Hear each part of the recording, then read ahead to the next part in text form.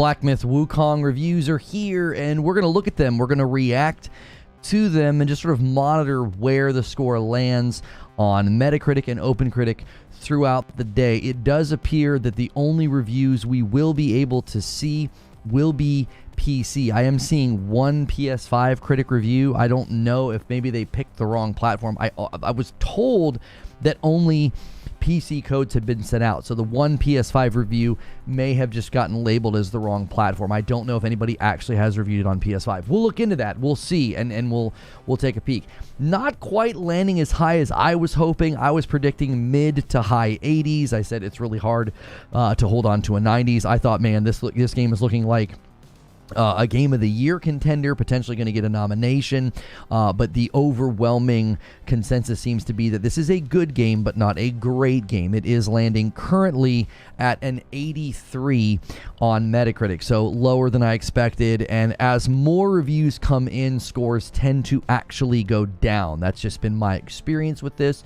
So with only 35 critic reviews coming in throughout the day, this will probably settle on like an 81 or an 82, unless, of course, there are issues with PC that maybe get resolved or get patched, or maybe the PS5 version is better. I'm not sure. Probably not. We are hearing there are some performance issues. That was my concern from the very beginning, was that is it going to run well on console? We were hearing pretty good things about PC from previews, but with the Unreal 5 engine, I have been consistently concerned about performance.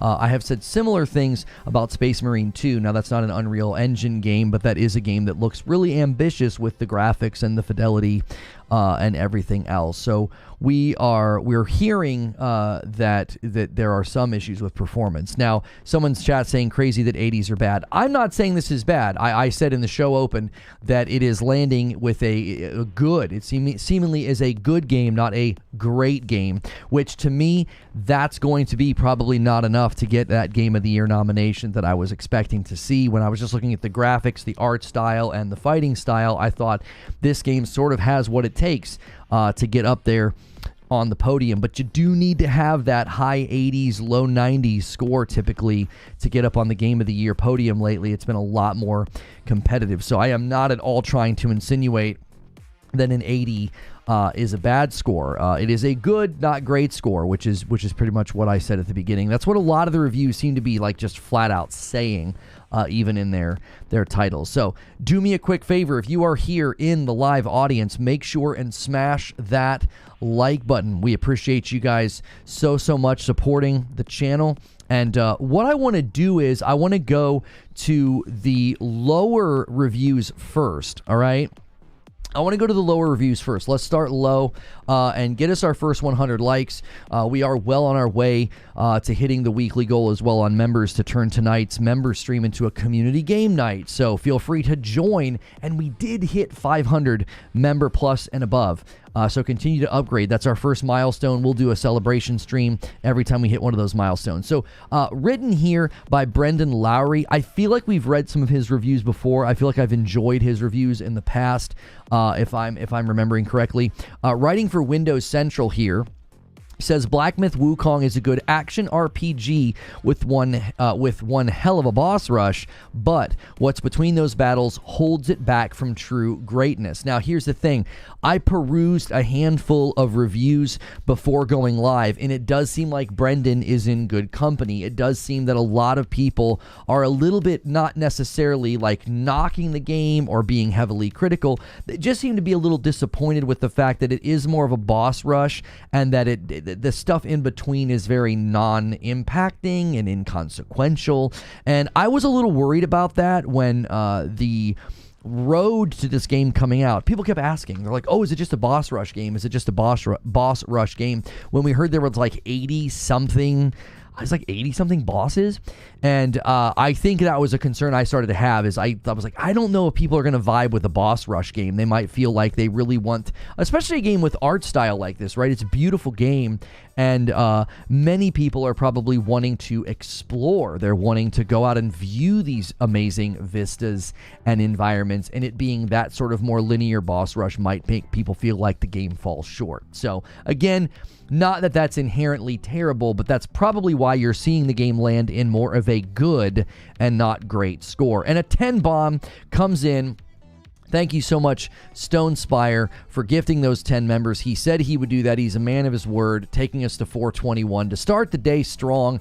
Thank you guys for being here. We're going to look at a lot of reviews together. You can just sort of kick back, relax, and get a really, really nice flyover of Black Myth Wukong that actually doesn't even come out until next week. So I really respect their moxie that they let their game review embargo land an entire weekend before the game comes out. So Windows Central here saying the pros are thrilling cinematic boss fights, great combat, diverse build options, beautiful presentation, enjoyable, well-told story, strong overall performance. I saw somebody say in our Discord that there was some issues with performance, and another 10 bomb comes in from the man himself, Mash, and we have a bit of a 10 bomb train starting between Mash and Stone Spire.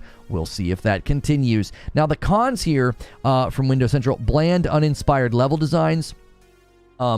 And a 5 bomb comes in from Spider-Man 2. Thank you so much, Spider-Man 2, for keeping the member train going. And another 5 bomb from Delta Boss. We're not even going to get to read these reviews. You guys are just going crazy with those gifted members. Thank you so much. So this is actually what I expected to see after I read some of those headlines. That like, oh, people are probably going to say that the open areas or the level areas and stuff are kind of bland and not that great. Which again, I think art style probably evoked more of a sense of wanting to explore, which makes sense. Like when you make a game where you're flying around as a bug and there's these big huge forests, I think people were maybe hoping for a little bit more of an open world design.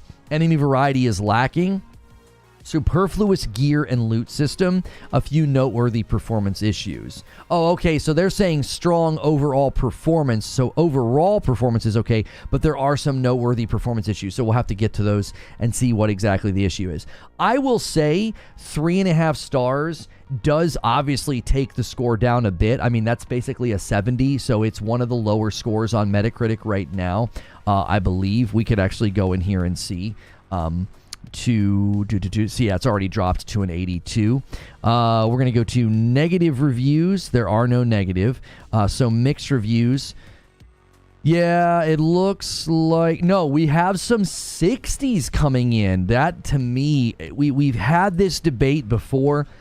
60 to me is a very low score, so I'll be interested to read some of these game rant. We'll go ahead and preemptively open game rants and screen rants. That to me seems quite a bit low from what we're hearing, because I think like a 70 to me is like, okay, that means you had some issues with it. You know, you're not willing to say that it's up in the upper echelons of games, right? It has some room for improvement. And then a MASH 5 bomb comes in.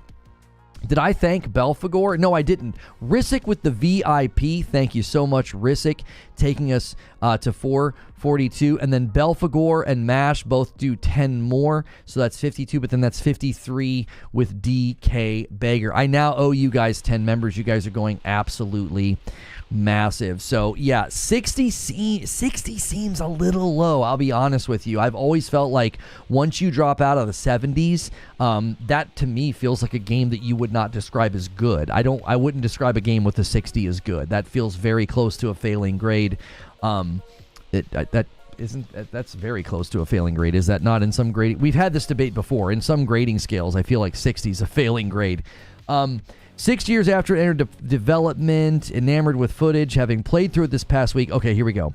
I ultimately left feeling conflicted about how I'd answer questions. Without a doubt, Black Myth Wukong is a good game. A very solid ARPG with engaging bosses, fun combat mechanics, immaculate audio-visual presentation, and an enjoyable, well-written narrative. Unfortunately, though, the levels between those encounters, the enemies within them, and a sizable portion of the game's progression system all leave quite a bit to be desired, ultimately holding it back from greatness. And Risic with the 5 bomb, and Patrick with a single. That's 6 more, taking us to 459. You guys are going absolutely bonkers. This review is conducted on a Windows PC version, made possible by a Steam review code from Game Science. Okay, cool. The company did not see the contents of this review before publication. Fantastic. Well, that's what we want to see. Before going further, I'll give a broad overview of the type of black game it is, as well as what you can expect. So we don't necessarily need a broad summary. Let's get into, I think this is going to be a major question for people, is the difficulty, because they're like, I don't like Souls games. I've had some people kind of say that. They're like, I don't really want to play a Souls game. And so they say here, Black Myth's difficulty is stamina-based combat mechanics, and its use of enemy respawning checkpoints has led many to peg it as a Souls-like, a game designed to be similar to FromSoft games like Dark Souls, Bloodborne, and Elden Ring. But having played it through, I would say it's more of a traditional ARPG with Souls-like elements, similar to Sekiro. In fact, it may have bonfires and challenging encounters to master, but it deviates from the Soulsborne formula with skill trees, tiered gear unlocks, and upgrades, one main weapon, your staff, and linear straightforward levels. I actually like this. Thank you, Siege Master, for renewing your membership as well and bumping the line to 460. I owe you guys 10 members right now. I like hearing that it's more like Sekiro. That's my favorite FromSoft game that I've played. Admittedly, I have not played every single FromSoft game, but of the ones that I've played, Dark Souls 3, Elden Ring, and Sekiro, and even other games similar to it like Lies of P and stuff, I actually think that Sekiro is like work of art. It's phenomenal. So that's good to read. I wonder if it's going to be similar to that difficulty though, in Sekiro, because Sekiro is really, really a difficult game. And a 5-bomb comes in from Ranger Handsloms. Thank you so much, Ranger, for taking us up even higher on the member count. Thank you very much. Okay, so they're going through the stances, and we don't necessarily need information on that, because we've heard quite a bit about that already in the previews. So speaking of boss battles, these are the other highlight of Black Myth Wukong, with each of the game's chapters including multiple climactic showdowns with mythological beasts and warriors that are full of jaw-dropping audio-visual spectacle. With a handful of exceptions, Chapter 2's final boss has a Phase 3 that drove me up the wall, and one major boss encountered midway through Chapter 3 feels very cheap due to camera issues and a ridiculous health pool. Each of these opponents also have beautifully animated and well-telegraphed attacks that make learning their movesets an intuitive and engaging process, and they're balanced so that you'll be able to beat them effectively regardless of how you choose to build the deaths in one's stats and abilities. Obviously, this is always a concern, when you get to like Phase 3 and it's kind of driving you crazy. That can always be a little bit triggering, right? Because that way you got to get through like Phase 1, Phase 2. But then this here just sounds so much like some of my frustrations with some of the Souls games that I've played, is if there's camera issues and the enemy's got a crazy health pool, because it doesn't sound like a game you can obviously like over level and max out and do more damage. Sadly, the areas between the bosses are where Black Myth stumbles significantly. So this is something that we've seen consistently voiced throughout. Drop to an 82. Yeah, it's probably going to drop to like an 80 or an 81. Yeah, I actually expected this to be mid to high 80s. I'm shocked that it's scoring as low as it is. I actually think the 60s are what's pulling it down, honestly. 60s, that just seems very... I really want to read those reviews to see why on earth. I mean, just to give you a sampling here, PC Gamer is giving it an 87. That's just such a big range and such a big difference of perspective. Like, when everybody's sort of landing in the 70s, 80s, and maybe 90s, I'm like, okay. But when you have literally people giving it a 100 and people giving it a 60, I'm like, that is a wide range. That doesn't seem like we're getting consensus at all, which is interesting. I wonder what the exact issue is. I remember that happened with Lies of P when we looked at the reviews. It was like, there were reviews that thought Lies of P was a work of art, and then there were reviews that like seemed incredibly low, and their main issue was like, oh, it's too much like other Souls games. So but yeah, we are hearing that the areas in between, a lot of reviewers seem to be taking issue with that. They're woefully bland level designs that don't give players any interesting side routes to explore and have frustratingly lackluster minor enemy variety. I don't mind levels that have linear progression paths, but if you don't flesh them out with meaningful things to find or decently diverse collection of foes, they become quite dull to the playthrough. That's not to say that there's nothing to uncover. You can find a few spells, core stat upgrades, and optional mini-bosses by exploring, but compared to something like last year's woe-long Fallen Dynasty, Black Myth struggles here are painfully apparent. This, to me, is probably, a symptom of them just being a smaller studio, and maybe they went a little bit too broad. They went with quantity, like they wanted a ton of boss fights, and in the process, it kind of stretched the game maybe a bit too thin. They could have done maybe less. you know. Ranger Haslam, welcome back as a Member Plus, and thank you guys so much for continuing to upgrade to Member Plus. We did hit that milestone of 500 as we slowly work our way to 1,000. Whatever you're reading seems fake. This doesn't seem fake at all. What do you mean? This seems like somebody who played the game. This seems like somebody who actually played through. I mean, they have specific issues with the Chapter 2 boss, Phase 3. They literally mention Chapter 2 boss, Phase 3. They mention camera issues and a big health bowl for the boss in Chapter 3. This seems the opposite of fake. This seems like somebody that actually played the game. We're talking about lackluster enemy variety when Souls games have the same enemies throughout the game with a few different ones. I actually don't think you could say that about the Souls games that I have played. I feel like Dark Souls 3 had really good enemy variety, and I feel like Elden Ring, that's quite literally one of the best things about Elden Ring, is like every new area that you go has a completely new art style, art direction. You know, your basic trash ads, your majors, your mini bosses, your main bosses. There's an insane amount of diversity in Elden Ring. I'm not quite. Maybe you have a specific game in mind, but I actually think that's actually one of the things Elden Ring deserves some praise for. Most of the things you'll find are chests with crafting materials that tie into Black Myth's redundant gear system, as they're used to craft new pieces of armor, weapon upgrades, and consumables at checkpoints. Gear and loot is an important part of most ARPGs, but in Black Myth, it feels entirely inconsequential, and it's like it's just there to trigger a dopamine release whenever you see a green arrow with stat comparisons. You're never driven to make a thoughtful decision about what you equip, since there's no encumbrance mechanic to keep in mind, no item bonus that actually have meaningful effects, and terrible equipment variety overall. So why bother including craftable gear in the first place?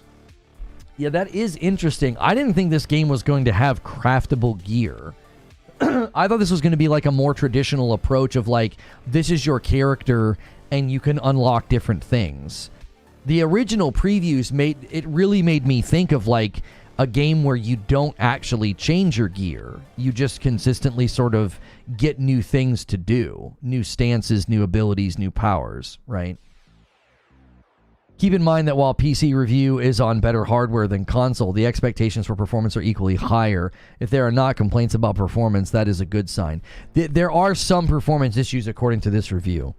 You're never driven to make a thoughtful decision about what you equip. Oh, I already read that.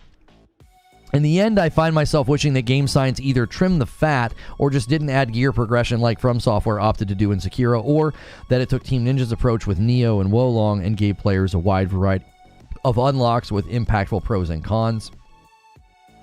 Paired with more interesting level designs to scatter items like this, the latter option would have elevated Black Myth Wukong to an entirely new level. So again, it sounds like we're finding, it seems we are finding symptoms of a game that maybe spread itself a little bit too thin, so the things that it added end up feeling a little bit on the bland or diluted side. Yeah, Broken Messiah, I'm always concerned when it's an Unreal Engine, a UE5 game. Anytime it's an Unreal Engine 5 game, I'm like, oh boy, here we go. Gonna have issues.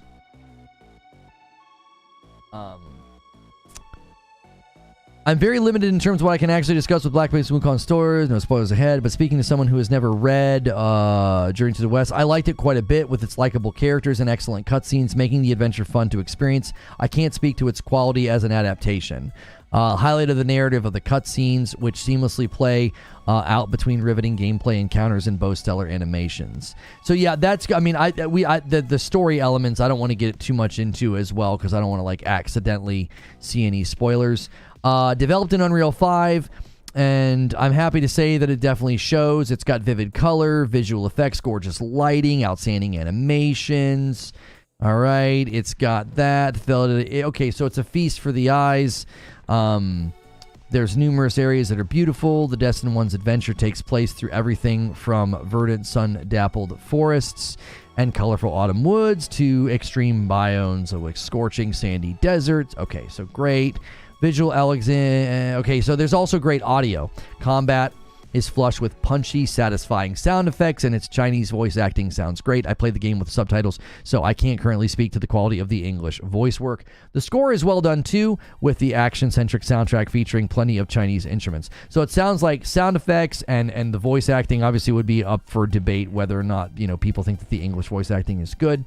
So this guy played on high settings with AMD Super Resolution and Frame Gen on a PC. So he's got an RTX 3070 Intel Core i5 12600K and 32 gig DDR4 RAM. I was getting consistent 70 to 80 FPS throughout the game, playing it at 1440 or 3440 by 1440 ultra wide monitor.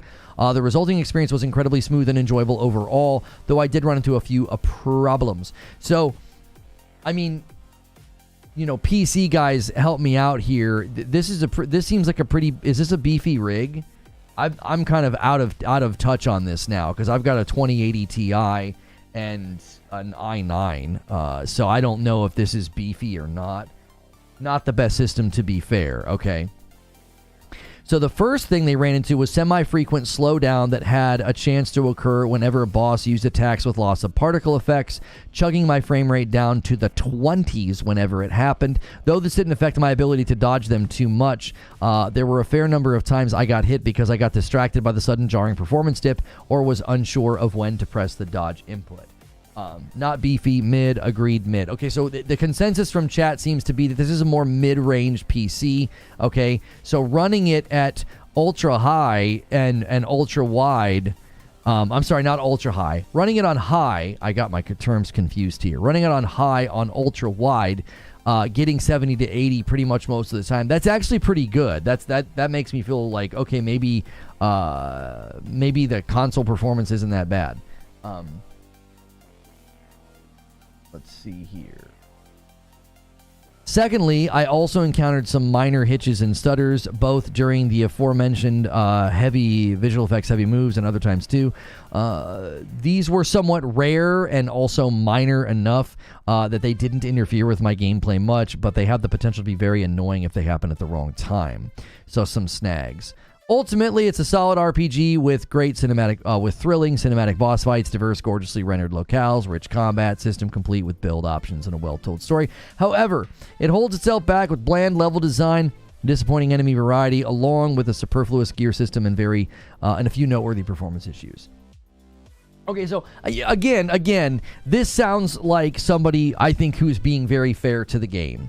You know, it sounds like he played through it to completion. This may be worth looking at again. I got exclusive info on the most anticipated game from China. Oh, are people saying some of the gameplay trailers were fake? I don't know about that. All right, let's see. Game Rant gave it a 60. I was completely blown away by the trailer. But after spending 30 hours exploring Black Myth Wukong's world and battling countless bosses, I can safely say that the game is something that will appeal to Souls-like fans, but may alienate those hoping for something else. Okay, it's going to be more like God of War, Devil May Cry than a Souls-like. Wait. Anyone going into Black Myth Wukong expecting to be more like God of War and Devil May Cry than a Souls-like are in for a rude awakening. While there's been some insistence that it's not a Souls-like, there's little differentiating it from other games in the genre. A lot of the previews actually literally said what he just said, that it was more like God of War. And it absolutely will not be fun for those who prefer traditional character action games. There are a handful of boss fights in Black Myth Wukong that will test even seasoned Souls fans' skills and patience. On the flip side, many Black Myth Wukong bosses are quite easy. The mini-bosses found in the world can all be beaten without too much trouble, and even some of the bigger bosses can be taken down fairly quickly. However, the hard bosses serve as giant roadblocks that can leave players stuck for hours, which is not typical of most character action games. Full stop. If you don't like Souls-likes and the stiff challenge associated with them, you will not like Black Myth Wukong. What's extremely interesting is so many of the previews are there. That's what gave us the impression that it wasn't going to be like a Souls-like. that it was going to be more like an action game with Souls-like influence. Many of the previews seem to indicate that, so it seems like maybe that slice that people got to play really didn't give them a holistic impression of the totality of the game, like the whole package. You know? Guys, if you are enjoying this live stream, holy cow, really big turnout for this review roundup. Take a quick second and smash the like button. That will help this video find more people. If you want to talk in my chat, all you got to do is hit subscribe. That's totally free. Usually I am in this scene having a conversation and doing a podcast, and we do an awful lot of members content as well. We have a big goal for the week that we're about to hit. So if you decide to get involved, hit subscribe, hit like, and you might get a gifted member. The desire to differentiate Black Myth Wukong from Souls-like is puzzling, as the game is very clearly trying to ape From Software's formula. Players fight their way from shrine to shrine, killing enemies for XP, healing with a gourd that can only be used a limited number of times. It needs to be refilled. Gourds are refilled by resting. Action also refills. Okay, so we know all of this. Okay, here we go. The game has a major focus on difficult boss fights where players need to dodge as much as their stamina meter allows in order to avoid being hit. There are no difficulty options, so players are forced to master the game as it is if they hope to succeed. One of the few notable ways it differs from games that embrace a Souls-like label is that Black Myth doesn't have a gimmick where players can retrieve lost XP if they make it back to the spot where they died. Another way it differs from Souls-like is that players are stuck with basically one weapon throughout the course of the game, the legendary staff from the Journey to the West novel that inspired the game. Even so, players are still tasked with putting together a build based on how they chose to level up the Destin one and what stances they place their skill points into. Different stances allow for different heavy attacks performed by filling up the focus meter. The lack of weapon variety does hurt the game in the long run, though switching between stances keeps things somewhat fresh for a while. Luckily, there's an interesting wrinkle that helps Black Myth battles stay engaging for longer than they would have otherwise. So we know about the spells, we know about the being able to change gear. So, okay, combat's a mixed bag. All right, here we go. When everything clicks, Black Myth Wukong combat almost feels like a dance. Players will dodge out of the way of attacks at the last second, unleash a devastating heavy attack to interrupt their opponent's next strike, immobilize them, and then maybe unleash a spirit to finally take them out. It can be a lot of fun, but players should brace themselves for serious frustration as well. There is a certain button-mashing nature to the combat that is made apparent in the tankier boss fights, which makes dying and starting from scratch even more tedious than in similar games. While similar games provide a euphoric sense of accomplishment when defeating their toughest boss fights, I didn't get that feeling much from Black Myth Wukong. Now, this seems to corroborate, or at least this lines up with what Windows Central said about the one fight. Like a deep health pool, and frustrating camera, and then the one boss fight had 3 phases, right? And a 10 bomb comes in from Kardoc Ren and takes us to 476 on the day. Thank you so much, Kardoc Ren, for gifting some members to the community. So, yeah, I mean, this sounds like there are maybe some pendulum swings. That's the nicest way of saying get good. It sounds like there might be some pendulum swings in the game. Like, hey, it's fun, it's crisp, it's quick, and then other times it's like, good golly, this boss fight's taking forever. There could be something with the stances or the spells. Maybe some bosses you're not supposed to... Maybe there are bosses that you're not supposed to fight just with the staff. I don't know. Maybe there are weaknesses or something. Using spirits in the heat of combat also shines a light on one of Black Myth's more unfortunate problems. While I didn't experience any severe game-breaking bugs during my time with Black Myth Wukong, there are still some technical issues that players have to deal with. Using spirits occasionally made the game stutter and freeze for a brief second, which may not seem like a big deal, but can have serious consequences in tougher fights. Yeah, any kind of hitching or snagging is terrible. That's been my concern for a long time with this game, is it going to perform that well, given that it's in UE5 and they're emphasizing speed, they're emphasizing a lot of particle effects and a lot of movement. Other times, activating spirits simply didn't work because the game read the input as a different action. Players have to hit both triggers to use a spirit, but sometimes the destined one would spin their staff instead. Any action assigned to the bumpers seemed to be slightly unresponsive from time to time, which can lead to a lot of headache in games like this. The game also occasionally mixed up the audio and subtitles. Despite having English audio and subtitles selected, a couple of scenes switched to Chinese audio and subtitles before correcting itself a few minutes later.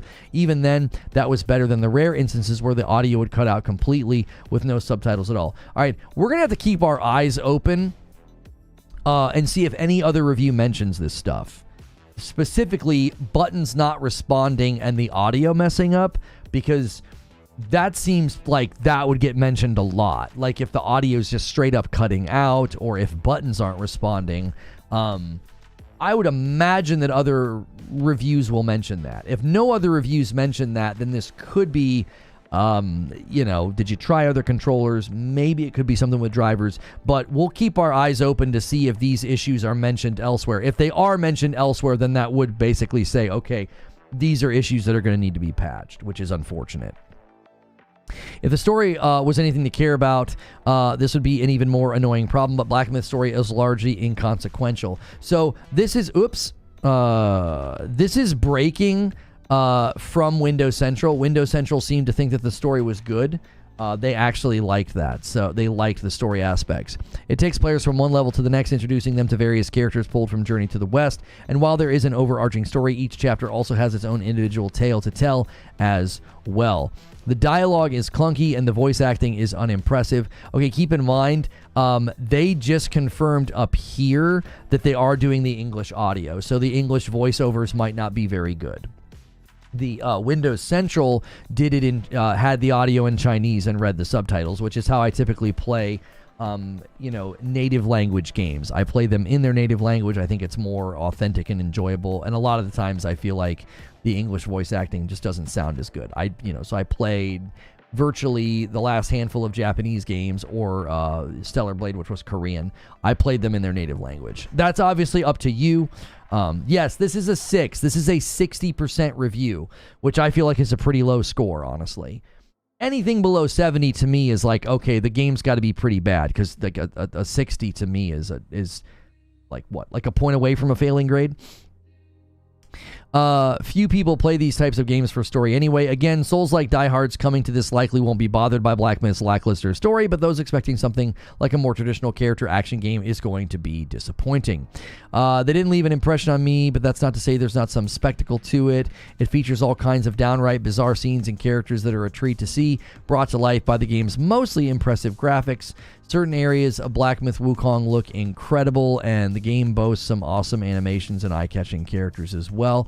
The game is packed with all kinds of memorable boss designs, though there are also many that are underwhelming and feel samey. In fact, there was one secret boss I found in Black Myth Wukong that was literally a reskin of a mini-boss found elsewhere in the chapter, which was a shame. And while many of the game's bosses are visually distinct, a lot of the actual fights feel the same. Yeah, this is doing some corroborative work here. This is something that we did hear from Windows Central, repeat enemies and sameness, which again I believe is probably demonstrating that they limited bandwidth, limited team.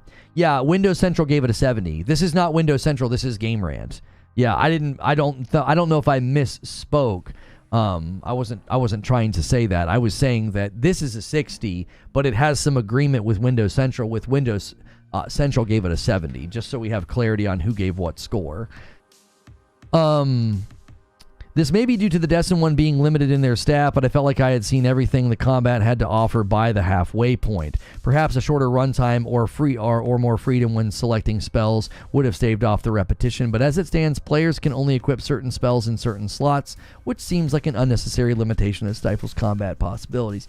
Yeah, it does. It just continues to sound like one of the themes that we're sort of unearthing here from these reviews is that they might have spread themselves a little too thin. Maybe 80 bosses was a bad idea. Maybe they should have gone with like 60 and trimmed it down a little bit so that they could have more diversity Not even close to Game of the Year at this point. No, I don't think so, sadly. I was really rooting for this game. I thought it looked really cool and original, and I thought it had a great art style.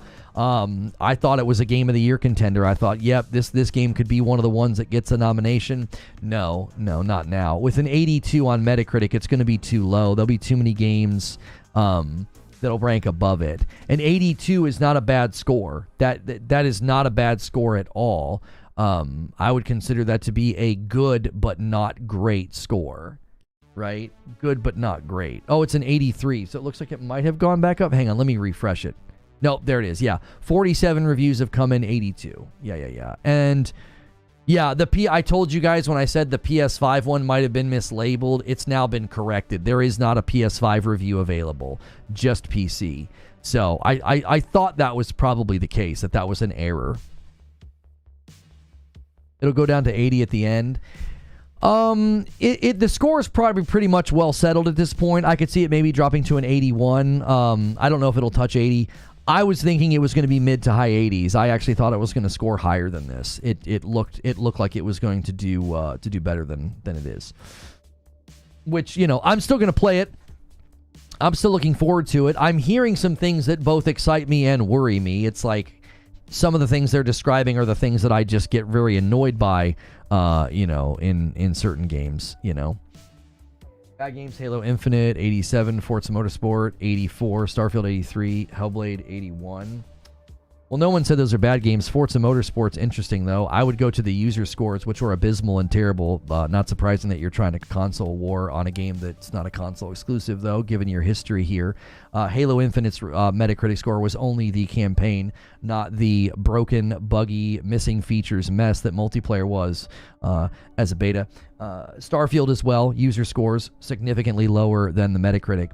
So, similar to Lies of P, I'm going to be very interested to see if Black Myth Wukong gets a stronger score from the users than the critics. Lies of P is like a 15-point difference between where it averages on PlayStation and Steam with the user scores. So user scores matter significantly more. Metacritic and OpenCritic are simply a barometer of where the gaming press has landed, which typically then is going to be a huge influence on Game of the Year nominations, which is the only reason I cite Metacritic and OpenCritic when we talk about Game of the Year nominations.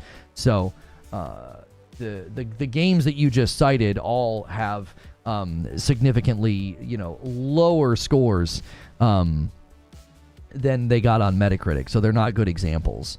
And yeah, Motorsport was such a terrible game that Racing League stopped using it for their events because it had so many problems and so many issues. But how is it doing on OpenCritic? OpenCritic is really far behind. Oh, OpenCritic only has 7 reviews total. That's really weird that they're taking that long. Yeah, OpenCritic only has 7 reviews tallied so far. That's interesting. Combat starts to get tedious around the same time that the level design becomes more engaging. The first couple chapters of Black Myth Wukong are bland and lifeless. They are a collection of mini-boss fights separated by sparsely populated areas with invisible walls that keep players from venturing off or jumping on platforms they should otherwise be able to reach. The level design is clearly stages. It does not leave a good impression. Later chapters have significantly increased scope and are more interesting with more to see and to do. See, this is interesting. It's starting to sound like, did they respond? OpenCritic sitting in an 88? Well, yeah, because it's only 7 reviews, so that's going to drop. That's not going to stay there. This is starting to sound like, to me, like, did all of the notoriety and all of the popularity, did they decide to expand the scope of the game and therefore hurt the game? It's just interesting that later chapters have significantly increased scope and are more interesting. So are these early chapters, are they padding or something? Were they trying to spread the game out or something? It sounds like this game sucks. I mean, I wouldn't consider an 82 and the reviews we're reading saying it sucks. I mean, there are some pretty high scores out there. This is a low score. Game Rant gave it a 60. So we're reading, I like to read the low ones and the high ones. So level design keeps coming up, which is an issue in Remnant 2. Well, and what's interesting is, And maybe level design's becoming a focus because it feels so much like a Souls-like that people really wanted to see, you know, hey, we you know, we want to see these elaborate, awesome level designs because it starts to sort of like provoke, and it's not provoke, it evokes that Souls desire, you know, like Dark Souls 3 level design is so good.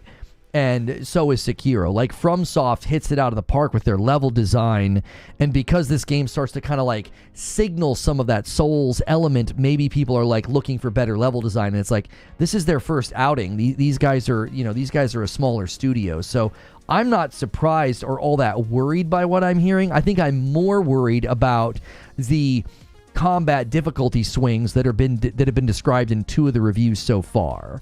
That to me is more concerning than level design. It's like, I can get over level design in a game from a smaller team, but if there's big combat difficulty swings, that leads to like unenjoyable gameplay. Like, that leads to like a flat tire. So these reviews sound like it, like while it has an 80-something score, the game sucks. More specifically, it sucks because it's not what people may have thought. I don't know. Your position seems very weird to me. So you think the game sucks even though it has the score that it does? Mokwai Ninja, thank you so much for renewing your membership. I felt like the Windows Central review was very fair, and I don't feel like I read anything that said like it sucks. So I think I'm going to give you my sort of prediction right now. I feel like what they should have done as a smaller studio and a new, you know, sort of like new to the genre or new to the world or whatever, they should have gone with a smaller scope game and sold it for like $50. Like, this sounds like they bit off more than they could chew. Like, they wanted to land and have the scope and the size of like a $70 AAA game, and in doing so, they spread the game too thin. So we have bland level design, we have repeat bosses, we have a gear system that seems to be unnecessary. It seems like they should have kept their scope smaller and only charge like $50 or $60 for their game instead of going like big broad scope, big huge game, 80 bosses, $70. It feels like that hurt the game's quality. Is it not smaller in scope? I mean, this guy said he spent 30 hours in it, didn't he? That doesn't sound like a small game to me. You know, that's a pretty good sized game.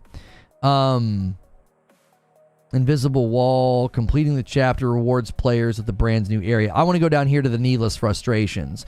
Black Myth Wukong's lack of objective markers and a map will also annoy some players, but again, there are things that are expected from Souls-like veterans. Black Myth Wukong would have greatly benefited from a map, though, so it's a shame that it doesn't seem to have one. Objective markers would have been helpful in a couple of specific situations in the game, but I can't get into. But I will say that it's highly likely that a lot of players are going to find themselves completely stumped with no idea how to progress the story once they reach a certain point in the game.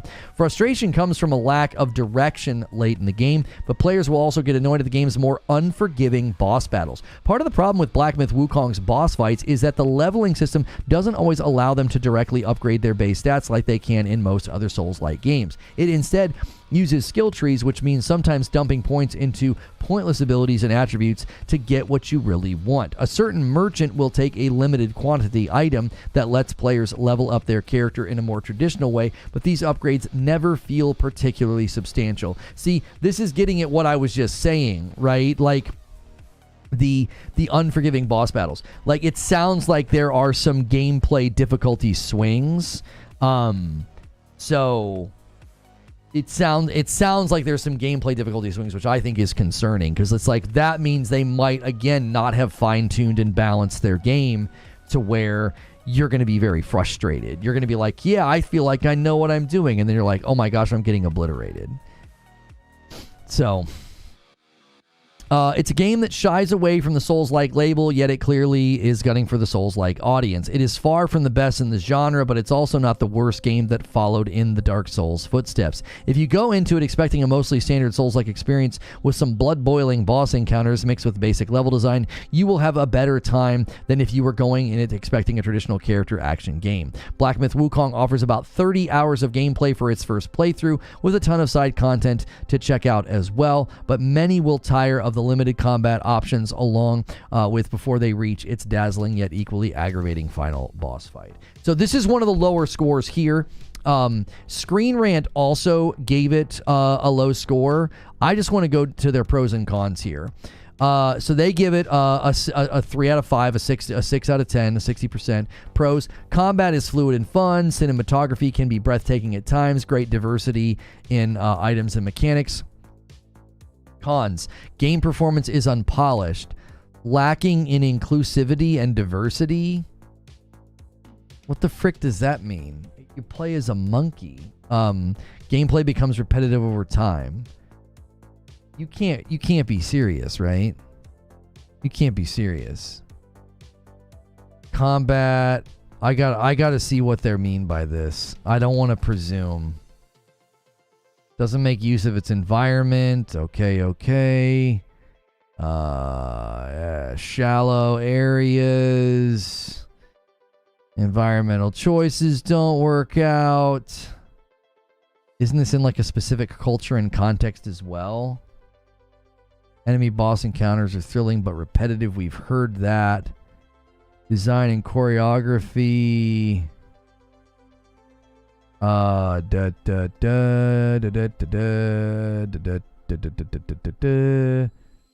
Here we go. Largely lacks inclusion and representation. I can't wait to read this.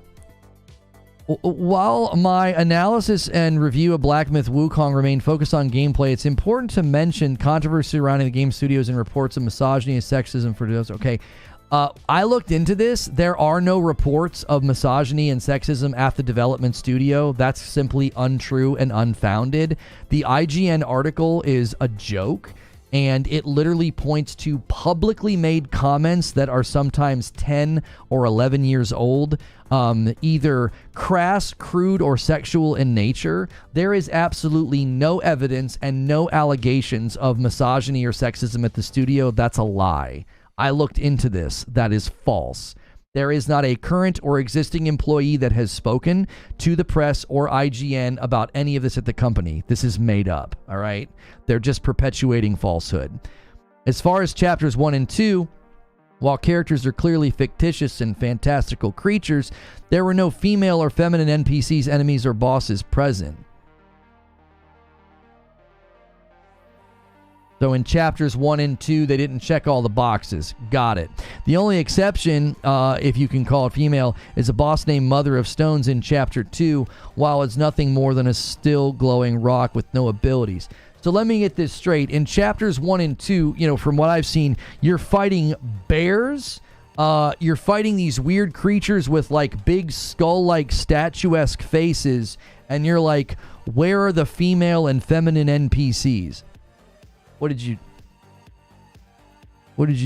do? Did you check the gender of the wolf that you fought and the bear? What am I reading? This is a fantasy game. What the frick am I reading? The lack of diversity and inclusivity resonates with the misogynistic comments reported to have been made by developers. They're not reported to have been made by the developers. They were made publicly, which expressed disdain for women playing their games. This is simply false and untrue. They said nothing that expressed disdain for women playing their games. The guy was joking around about stereotypes of men that like machine guns and women that like purses. This is another lie being perpetuated by I don't know what. I don't know what the agenda here is. Although Black Myth Wukong does have truly enjoyable moments, the underlying feeling that women aren't welcome in this world felt present throughout my gameplay experience. No, you projected that onto the game because you read an article that was full of falsehood and projection as well. It's worth noting that the game is based on the novel Journey to the West, which does consist of a few important female characters. To not include any women, or to only include a few in an adaptation meant for modern audiences, is quite discerning. Wait. You talked about chapters 1 and 2. What about the rest of the game? I've actually seen screenshots of women in the game. There's a woman that's like a snake woman. To not include any women, or to include only a few. Well, which is it? Which is it? What is this? What is this? Schrodinger's misogyny? What is this? Did they not include any women, or did they only include a few? Can you decide which happened? Can you give us an accurate count from the entire game? While this doesn't take away from the exhilaration and fun of the boss fights themselves, women fans of Souls-likes games have different perspective. They do? You speak for the women fans of Souls-likes? Did you guys have a meeting? Did you all get together and vote? That's interesting that you speak for all the women fans of Souls-likes, and I guess they care about playing a fantasy game as a monkey, and they're really concerned about feminine representation as they fight bears and wolves. Especially given that, according to reports, the developer also suggested that women aren't capable or enjoy being skilled at these types of games. Again, this is simply untrue. That's not what was stated. The irony behind this sentiment is that Black Myth Wukong is among the easiest of Souls-like games and may have overestimated its ability to hang with them in terms of difficulty. Wait, but didn't you just say some of the boss fights are incredibly frustrating? The one review said they get stuck for like a super long time. I don't know. While thematically and stylistically it undoubtedly falls under this category, it does not quite fit the bill in technical skills required. Well, I mean, all I know is that the person that wrote this assumed the gender of all the animals they fought, so I think that's, a little close-minded. So let's read a more positive review here. PC Gamer gave it an 87. PC Gamer gave it an 87. So, a mythical action RPG with remarkably bizarre characters and daring boss battles. Well, hopefully those remarkably bizarre characters are feminine. A 10 spot from Ryan Decipher. Monkey Supremacy for the win. Thank you for the $10 super chat. You the best. Guys, we have almost 900 viewers here. This is absolutely incredible. Thank you so much for tuning in. If you've never been here before, the name of the show and the program is Reforge Gaming. I go by Lono. Make sure and hit subscribe so you don't miss my shows and uploads throughout the week. We've been covering Black Myth for a while here and there. And I'm obviously going to be diving into gameplay next week to check it out myself. And right now we are looking at reviews. We have looked at some of the more negative reviews. Now we're going to look at some of the more positive reviews. So we looked at a 70 from Windows Central. Windows Central seemed to enjoy it, said that it was good, not great. And we just read Screen Rant, which gave me a migraine. And then before that, we read Game Rant, and they gave it lower scores. And Screen Rant apparently wanted to see some feminine bears and wolves, and they didn't get to see that. So, weird obsession with the gender of fantasy animals and characters that they fought. Patrick Q with a gifted member. Thank you so much. Taking us to 478 on the member count. The goal for the week is 500. You guys are so dadgum close. These animals may not have thumbs, but they sure have hands. Tony the Tiger studied the blade just to carve my butt into a jack-o'-lantern, and I'm not even mad about it. Yeah, but was he a woman? Anyway, the entire zoo is out for blood in Black Myth Wukong, a stunning action game clearly inspired by the Dark Souls series, but distinct enough that calling it a Souls-like doesn't do it justice. See, now we're getting a little bit of some pushback, on this. We just read some reviews that were like, yes, this is super, super much basically a Souls-like, and yeah. Ula Tech. Thank you so much. Oh, wait. Let's look at what they did here. Let's look at what they played on. Let's get a gear assessment from the PC nerds in chat, because I'm not one of them. 479 members on the week, and a 5-bomb from Sneaky Wolf takes us to 484. If you guys get a gifted member, man, I hope you enjoy getting into members-only content and our members-only Discord for a month. And if you decide that you like it, pick up your own membership. Upgrade to Member Plus. It's only $6 a month, and we have hit 500 member plus and above. Now we're going for 600 with the overall goal being 1,000. Okay, so this guy reviewed it on a 4090, an i9 12900K, 16 gig of RAM. Okay, so I would consider this to be, just from my very, very rudimentary knowledge, this is a pretty good system. Okay. The system earlier was a 3070. We would consider that to be a more mid-level rig. This seems like a good system, a very good system that will likely get good performance out of this game. So we'll see how this one handled this Unreal Engine 5 game. And that's 494 as MASH drops a 10 bomb on chat. Hey, Chris Toast got a membership. I haven't seen her in a while. Dark Souls never let me stick my tongue out as a giant frog and slap my enemies around with it. It never let me create a posse of clones to punch an evil pile of rocks into the ground either. If Dark Souls is a trial, Wukong is an adventure. Or, if you want to be accurate about it, it's a journey to the west. But the animals have health bars. Wukong imagines a version of the classic Chinese story where a fox upgrades your healing potion. If anything about it is truly like From Software games, it's in how much it lets its rich world speak for itself. This is really well written. Wukong doesn't waste time trying to establish why there's a force of wolfmen or why you're serenaded by a man without a head. How dare they do that, by the way? You know? What, the one man in the game can't even have a head? I'm just kidding. I'm totally kidding. Oh, man, the things that people get upset about. And 6 members coming in from Ranger and Durs rounds us out exactly on 500 members. You guys are the absolute best. Thank you so much. And I owe you guys at this point in time, I think I owe you 15. I'm going to do the 10 that I owe you right now as a thank you to the community for gifting so many members. I give 5 every 25. It opens with Hero Son Wukong laughing in the face of the Council of the Gods, who immediately punish him so hard it takes hundreds of years for him to be reincarnated as a level 1 monkey. Journey to the West isn't required reading before playing Wukong, but doing so might make its world considerably less opaque. Even so, I had no troubles appreciating its eccentric cast of talking animals who are either so amusingly pathetic you pity them, or so self-serious it's like you barged in on their third act. And Sheriff Bruce Lee is the agent of chaos. And he says, we're not going to sit at exactly 500. And he says, let's go for the stretch goal of 600. We'll see if you guys can hit it. We will see. What are the Reforge Gaming membership perks? That's an excellent question. I think I've got a little pop out for this. You get a channel badge, you get emotes, there's daily member streams, there's Friday nights with my wife, there's Discord access. So every single morning we start with morning coffee. That's just for members. You get to sort of start the day with me before anything happens on the channel. We end the day with Writer's Room. That's a behind the scenes look at what I do, how I do it, how I plan it. There's also Friday night streams with my wife. Since you guys hit the goal, Friday night becomes community game night. So instead of just hanging out and talking, we play a game with you guys. If you get the stretch goal, I don't even know what we're going to do. What we're going to make her do? Play more Destiny? I can't remember what we said. So yeah.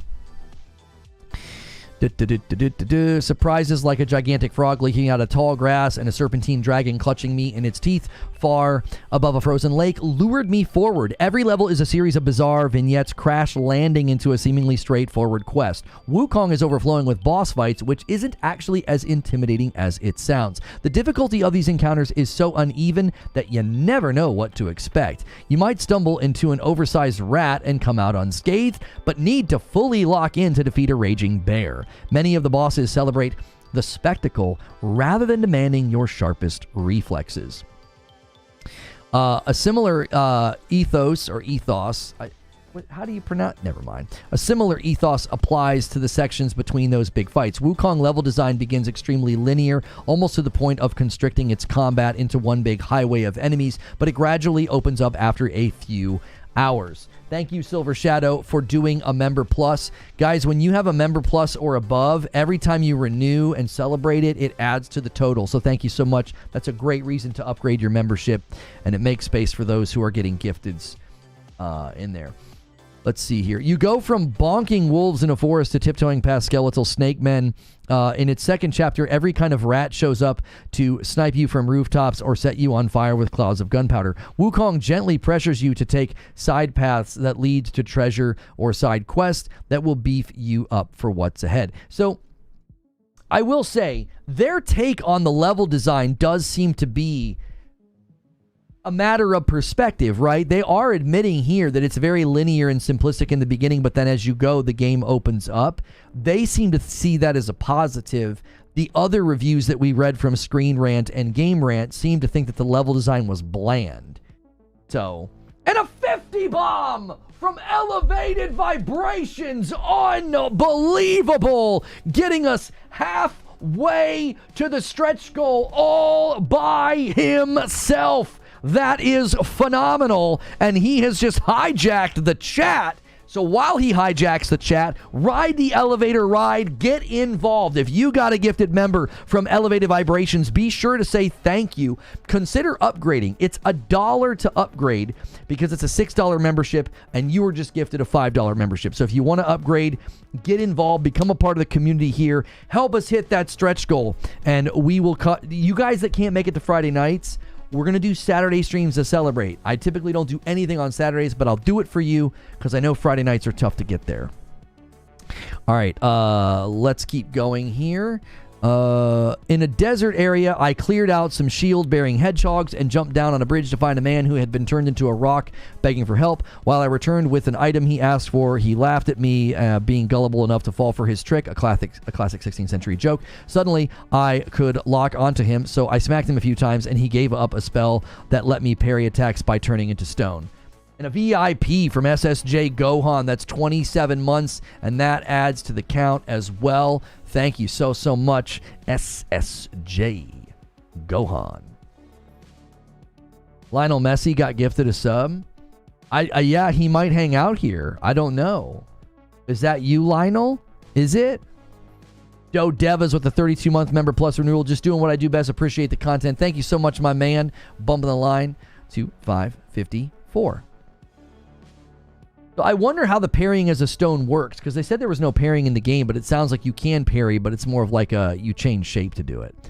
And there's the ever so faithful 5 members that Dodevas always gifts after he renews, takes us to 559. Thank you so much, Dodevas. And Mark186 renews his membership for 11 months. Have a good weekend, everybody. Thank you so much, Mark186. Guys, remember, if you are paying for your own membership, you really want to be at Member Plus, because I can't differentiate between standard member and Member Plus. A standard member is a gifted, and then they can renew as well, and then that would double dip on the count. They would basically count twice. So the only way I can count your renewals is if they're Member Plus and above. I want to give you credit and say thanks for the support, but I don't have the ability to differentiate. That's why we do that. So thank you so much for the enormous turnout today.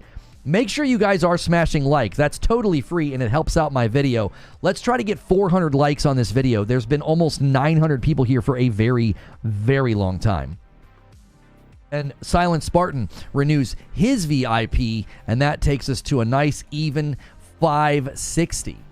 This guy on Twitter says, I played Wukong. It's a beautiful game that it just didn't click with. The boss rush format is a really interesting approach, but the game doesn't feel challenging, and the combat just didn't flow as well. Every time in between the bosses was very trite.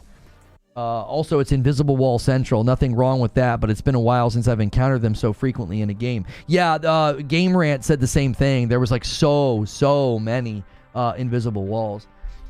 Jose with 8 months says the weekend's going to be eternal. Can't wait to play Wukong. Always good vibes, Lono Senpai. Happy weekend. Thank you so much, Jose. I greatly appreciate that. Instead of dropping you into a meat grinder of tricky enemy placements between each boss like so many Souls-likes, Wukong lets these open sections breathe so you can soak up its world before moving to the next big battle. See, it seems like they view it differently. They actually like the fact that the in-between areas are sort of just like a breather and not much is going on. It's almost like they don't... It's very, very interesting. Like, we read 2 negative reviews that were like, it basically is a Souls-like, but then they took issue with elements that weren't Souls-like. Does that make sense? It's like, wait, I thought it was a Souls-like, but then you were frustrated that it wasn't a Souls-like. Like, I'm having a hard time grasping what those people's actual issue were. Subtext with a $5 super chat tip says, the reviews are reminding me that this is a new studio's first game. They're a small team that stoked our imaginations to think big, but it seems it is what it is. And a single gifted from J-Dog bumps the line a little bit closer to the stretch goal. Thank you so much, my friend. This really is going to come down to personal preference. It seems like if you accept this for what it is, you're going to like it. If you go in wanting a Souls-like, or you go in purely wanting like an action game, you're probably going to be frustrated. It sounds like it's landing more in the middle of the two, like a more of a hybrid. It sounds like it's more of like a more action-focused Sekiro is what it sounds like to me, just from what I've read. A more boss rush action-like Sekiro. Which I like. I like the linear, go from the boss to the boss to the boss. One of the things that frustrated me in Lies of P was I would really enjoy the boss fight, and then I got to like walk on wooden planks or try to get across this, area with traps. And it's like, I would just much rather fight the bosses. That's just my personal preference. When the fights do get tough, and some of them definitely do, Wukong's flexible skill tree and upgrade systems keep most of them from feeling like brick walls. So this is running counter to what we're reading in the negative reviews, that there aren't really brick wall bosses. Maybe the person writing for PC Gamer is just, really good. At any shrine, Wukong's version of Dark Souls bonfire checkpoints that respawn nearby enemies, you can move your skill points around to invest in a number of powerful magical abilities. Investing in immobilizing gave me a tool to freeze enemies just before they landed a hit so I could heal or retaliate. Maxing out the duration of a spell that transformed me into a wolf with the flaming polearm was like having a second life for multi-phase bosses. While I wouldn't quite call them builds, Wukong has plenty of ways for you to almost nullify the nastiest parts of a fight so you can survive it. Its spells are so strong that I suspect some players will opt to fight without them, like all the Reddit ascetics who proudly refuse to use the Mimic tier in Elden Ring. So, and this was something I was bringing up earlier. Like, I wonder, remember how I said, like, I wonder if some of the bosses are meant to push you toward, like, trying out different abilities to see if there are weaknesses or inherent strategies for the fights. Like, maybe you're not just supposed to club every boss to death with your staff. This review seems to indicate that you do have to consider those abilities and those quote-unquote builds. And a 5 bomb from Zubair, thank you so much, takes us to 566. Appreciate you, Zuby. Like I said this earlier, it's like, I wonder if maybe some of these bosses are frustrating people because, like, are you not using the magic abilities? Are you not transforming your character? That seems to be a significant aspect of the game. And when you're talking about, like, oh, they have a huge health pool, it's like, are you just whacking away at them with your staff? Are you not trying any of the other things? This review seems to indicate you really want to lean into the powerful magical abilities because they're going to turn the tide of fights. We'll obviously have to experiment with this on our own when we play the game. Doing so will rob you of the most satisfying elements of Wukong's combat. So, like, ignoring the magic, they're saying. If you ignore the magic, you're going to frustrate yourself, right?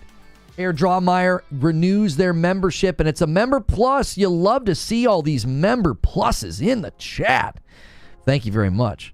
Aside from some minor damage upgrades to your staff, you don't have an inventory of weapons to choose from. You do, however, have an inventory of creatures to choose from. Special enemies found throughout the levels drop their spirits, which can be equipped for passive buff and a devastating signature attack, like morphing your head into a giant hammer or turning into a swordsman from to do a one clean slash attack. Combat is largely about creating openings in an enemy's attack patterns with your spells and buying time with dodges until they're back online.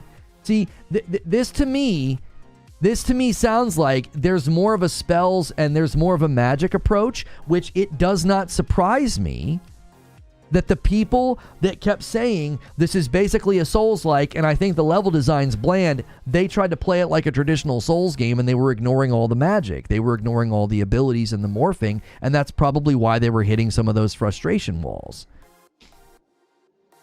That's what I'm saying, Lono. These people aren't using the tools at their disposal. What was interesting when I read the reviews that got negative about the combat or the boss fights being so hard is they didn't talk about the magic and the role that it played. It was just like, oh yeah, they took a long time, they were frustrating, they had a big health pool. And it's like, did you use any of the stuff? You can turn into a rock. You can turn into a wolf. Like, did you do any of that? I think people are jumping the gun on their reviews and not fully exploring everything the game has to offer. I'll be very interested to see if this is one of those games where there are guides that come out and they're like, this is how you beat this really frustrating, this is how you beat really frustrating bosses. And it ends up being like, you've got to use these abilities. This form and that form are so much better, Thank you guys for all of the new subscribers today and all the likes. We're only 20 likes away from 400 likes on the video. Thank you so much. I'm getting Returnal review vibes. Right, Zuby? Like, Returnal really didn't get great reviews because my entire outlook on Returnal changed when I beat the game later that year. Everybody stalled out on Biome 3. I wonder if people are stalling out on trying to play this like just a Souls game with a staff. And it's like when I played Sekiro, everybody told me I was playing Sekiro on hard mode because I wasn't using shinobi arts. I wasn't using any of the items. I was only using my sword. And people were like, you just fought Owl on like hard mode. Why'd you do that? And I'm like, that's just how I like to play. I'm very stubborn. I wonder if some of the reviews we've read so far are just being stubborn. and they're only using the staff. Remember when we played, remember when we read through some of the Hogwarts reviews and it was clear that they didn't use any of the new magic and they didn't change anything and they used like the basic attack the entire game? And then we played through the game and we're like, oh yeah, that one reviewer didn't even play the game in the right way, you know? I do think some inject what they like a game too much for others. When I started Elden Ring, I took advice to not use summons because it robs me of the game experience. I enjoyed the game much more after using summons. I'll trust Fighting Cowboys review. I think Fighting Cowboys got really, really good insight and input. Has he reviewed it yet? Most fights are a dance of cartwheels, somersaults, and puffs of smoke as your monkey man assumes the form of various beasts that you collect like Pokemon. Once you find your rhythm, you go from playing as a warrior to a magician. See, it seems like they chose that path, and maybe that's why they had a better time. You know? It seems like they chose the path of like, I'm going to become a magician, and maybe they had a better time because of it. Which is going to be tough for me. I actually typically avoid magic and spells, and I'm that stubborn guy that's just going to keep using, you know, the staff. You know, I'm like, I am that way, dude. I'm very much a stubborn, a stubborn donkey, you know, when it comes to games like this. Nothing is more frustrating when the flow is broken by something that you can't improve with a little better timing and prediction. In the review build of the game, a stuttery frame rate and the occasional crash ended a few early battles prematurely for me. Wukong is yet another game plagued by the curse of graphics, shaders, tanking performance so badly that instead of swapping your skill points, you're swapping video settings to find a combination that'll get you through the next section, and no amount of raw GPU grunt can power through it. Now, this is obviously concerning because this individual had a very strong PC. They've got a very good PC. So this is a little concerning. Yes, they gave it an 87. So, although Wukong has fairly linear environments, they're dense with beautiful detail, like a sun-baked desert with gnarled trees and a forest of glowing leaves. It's a shame that I had to muddy any of it by knocking down my settings to medium on an RTX 4090. It fixed my issues without tarnishing too much of the gorgeous views, but there's a chance the experience could be even worse on launch day for people with less extravagant graphics cards. Well, I'm glad to hear that he just dropped it to medium and got better results. Right? That would hopefully mean they have a well-optimized performance mode for PlayStation 5. If they don't, I'll be very disappointed. That'll be a huge bummer. A $5 super chat from Wired Rope says, UE5 isn't easy to run on higher spec PCs. Are going to score higher like Cyberpunk and see less issues. Tom Warren said the next driver offers big improvements. Well, hopefully. The handful of deaths from the game's poor performance couldn't sour the impressive work from the action of the game. The content's not living in FromSoft. Oh, hang on. I misread that. Couldn't sour how impressive Wukong is as an action game that isn't content with living in From Software's shadow. It may have a lot of signifiers like a Souls-like, but it wields its difficulty in a more playful, approachable way. Wukong shirks a lot of the punishing difficulty synonyms with the Souls-like genre, positioning it as one of the best games to recommend to anyone who has avoided them for those who aren't fond of how grim they tend to be. Bosses that bookend each chapter are the closest mirrors to ones you'd find in Elden Ring, but you can skip usual moveset memorization and trial and error with patience, dodging around until you're comfortable with going on. Checkpoints are never more than 30 seconds away from the bosses too. The rewards at the end of each chapter are striking little animations, one of which is a stop-motion parable about a man who saves an injured wolf that make your effort worth it. Oh my gosh! Oh. That is really scary. I think that's a woman in the game. Oh, man. I can't believe they did that. I thought they didn't put any women in the game. I wasn't ready for that. I'm sorry.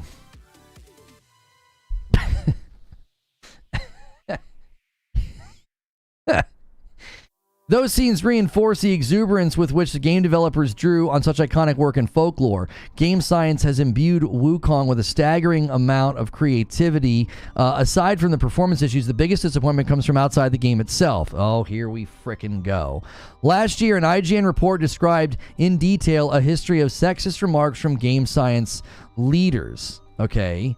Let's see if they actually describe this as it is, because they did make public remarks that you could consider to be sexist or problematic. The studio has declined to acknowledge the allegations in recent interviews. They're not allegations. They're not allegations. They're publicly viewable comments that were made, and they were made in jest, and they were either stereotypical of like what people of particular genders like, or they were like sexual.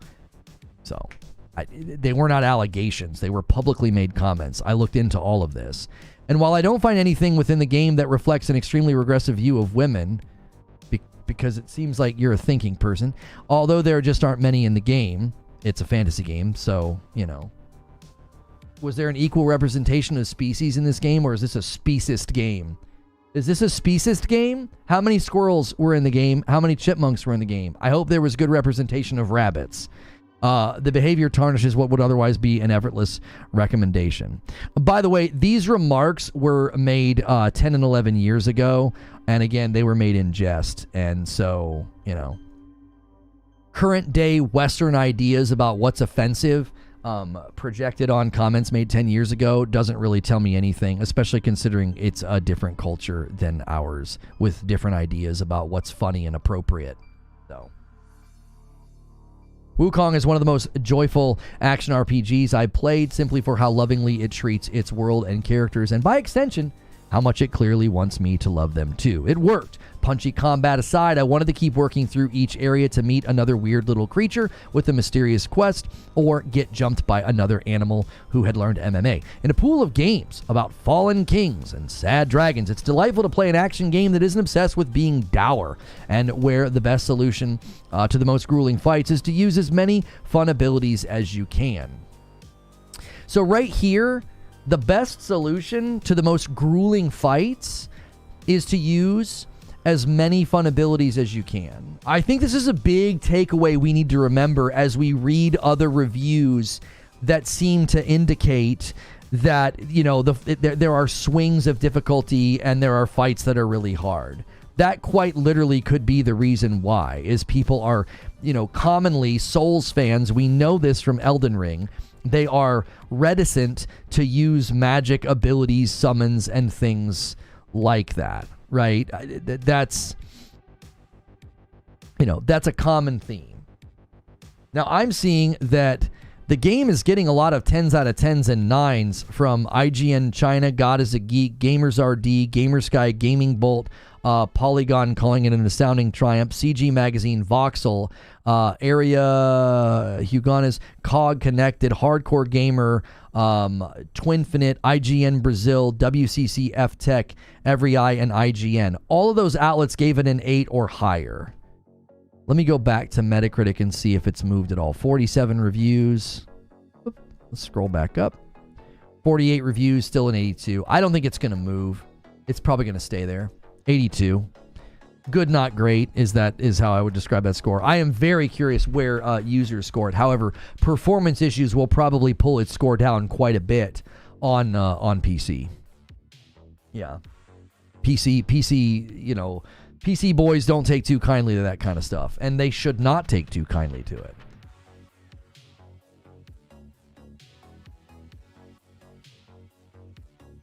OpenCritic is higher. Has OpenCritic tallied, have they tallied all of them? They only had like 8 reviews at the time. There was only like 8 reviews on OpenCritic. Can someone get me a link to OpenCritic? I can't, Google's not, I guess I could just go to OpenCritic. This isn't it. Black Myth Wukong. Yeah, there's only 7 reviews on Metacritic. That's why it has an 88. For whatever reason, OpenCritic is being really, really slow. Sorry, did I misspeak? I didn't mean to say Metacritic. I meant to say OpenCritic. Yeah, OpenCritic only has 7 reviews. Yeah, so this will likely pull down. It'll pull down to the same area as Metacritic.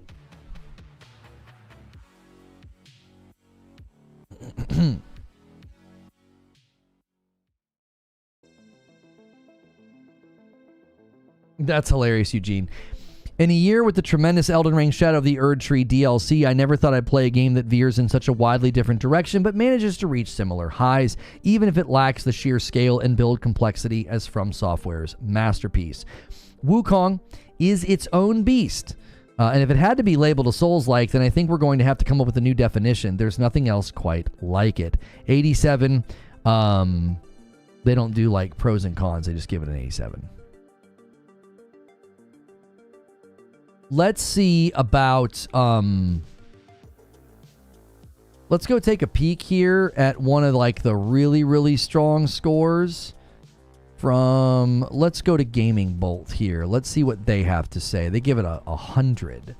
Black Myth Wukong Review, martial arts at its finest. It is a brilliant adventure you don't want to miss. First showcase in 2020. All right. That's the fluff opener.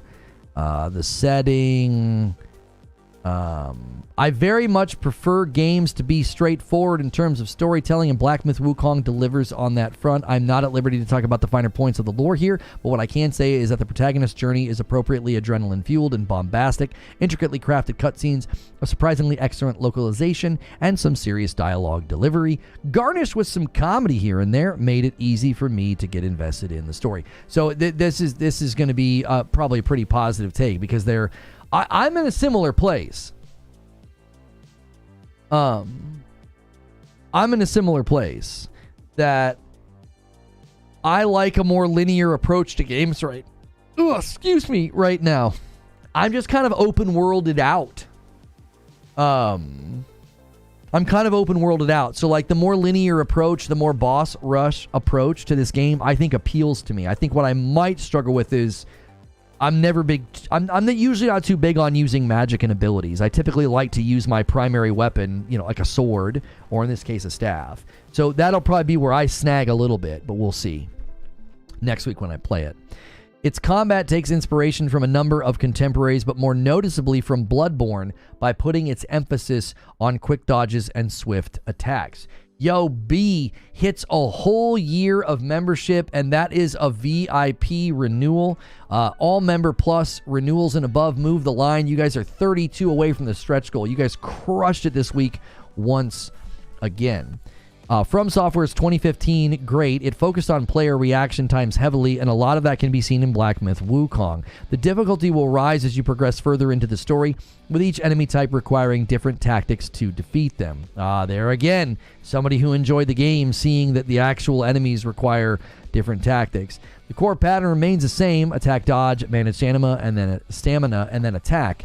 Just like Sekiro, which only has one major weapon, Black Myth Wukong players will only have access to their trusted staff, which can be upgraded as they progress throughout the game. All of this may feel ordinary, but the game manages to make combat more intriguing thanks to its vast set of skills, transformations, and spells. As you defeat more enemies, the protagonist will earn experience, which will in turn unlock skill points. These points can be used to unlock new staff stances, namely Smash, Pillar, and Thrust.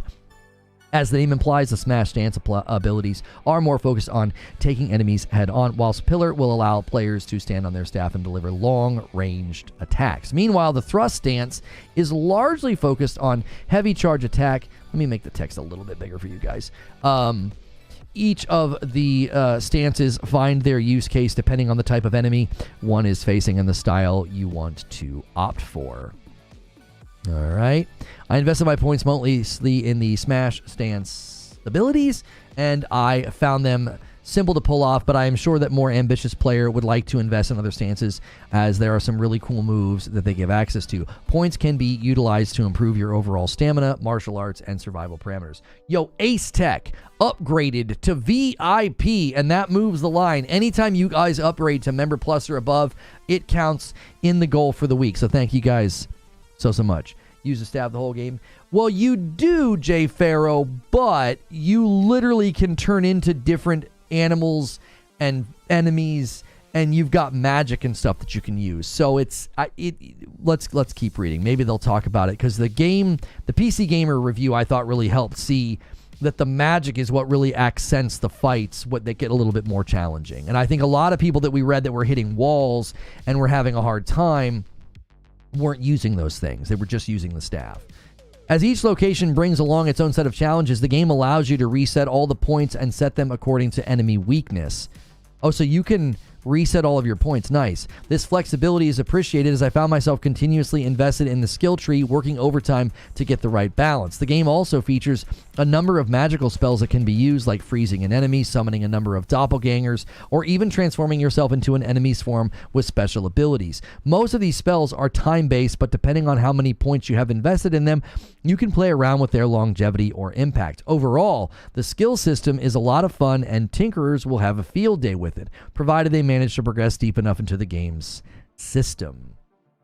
Black Myth Wukong's progression mechanics allow the usual action RPG formula. As noted earlier, you earn levels, unlock skill points, and use that to make your character stronger. But besides earning points, players will also procure will and the in-game currency, which can be used to buy a whole lot of items like medicines and buffs. There is also a crafting system in place that allows players to build new armor parts. However, you don't need to search for them, as these parts unlock automatically as you progress through the game. Overall, I found the progression system to be simplistic, and it doesn't really have the depth of, say, a From Software game. This may not necessarily be a bad thing. It wasn't for me, personally speaking, but for players who want finer control over their weapons and armor, they might be disappointed.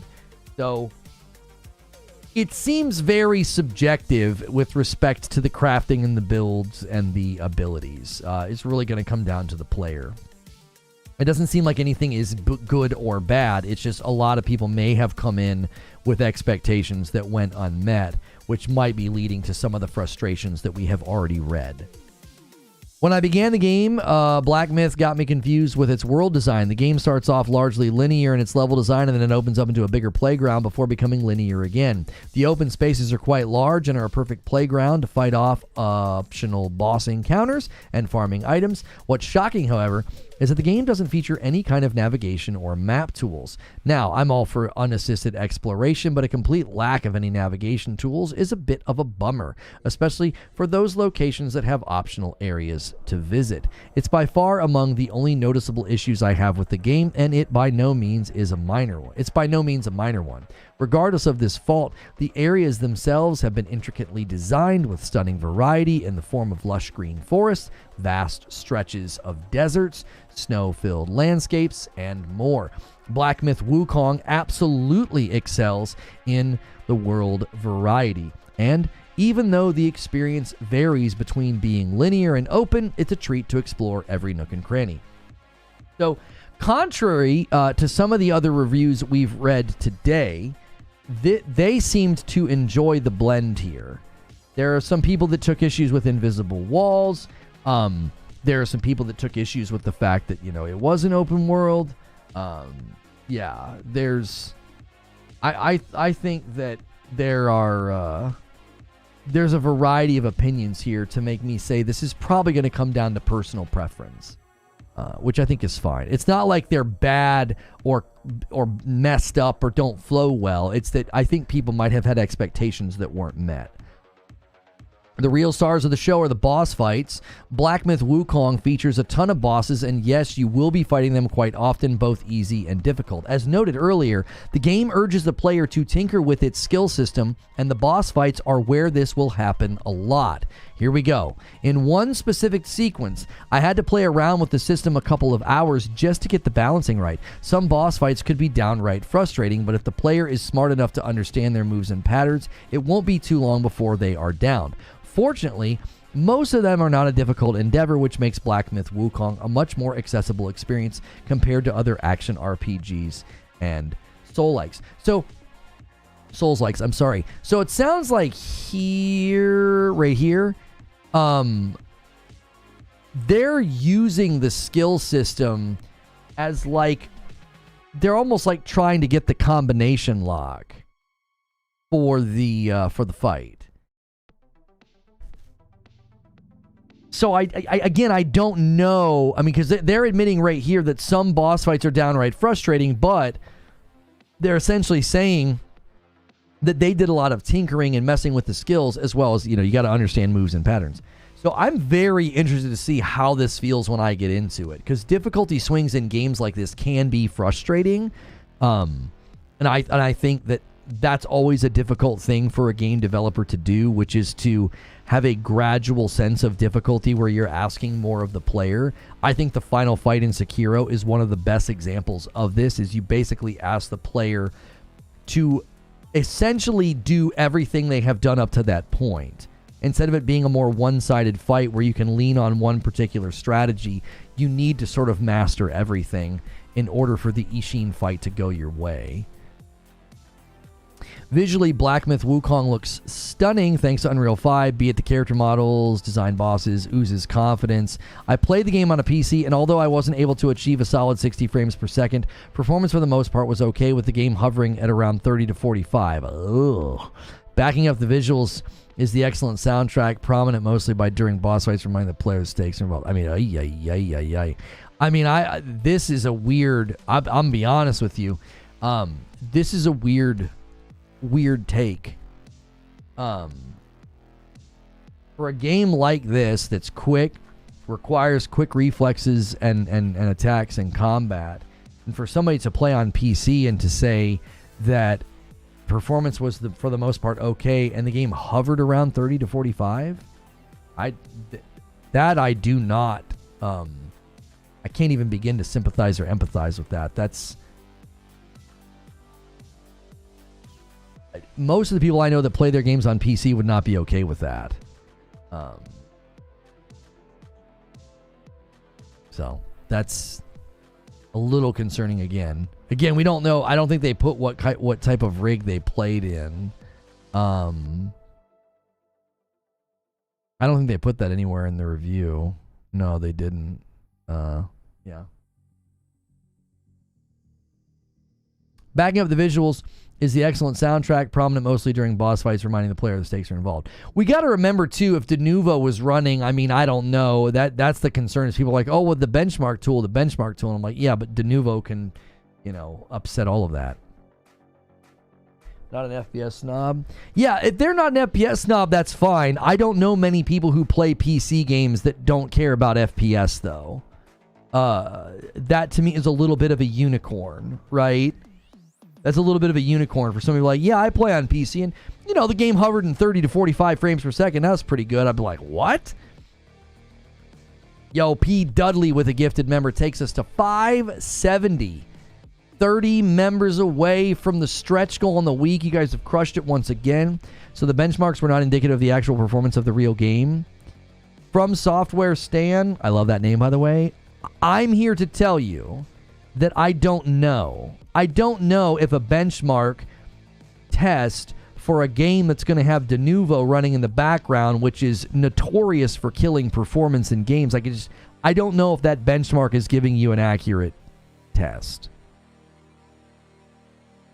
So, to put it simply, Black Myth Wukong is a fantastic game. It features engaging combat, rewarding skill system, and excellent production.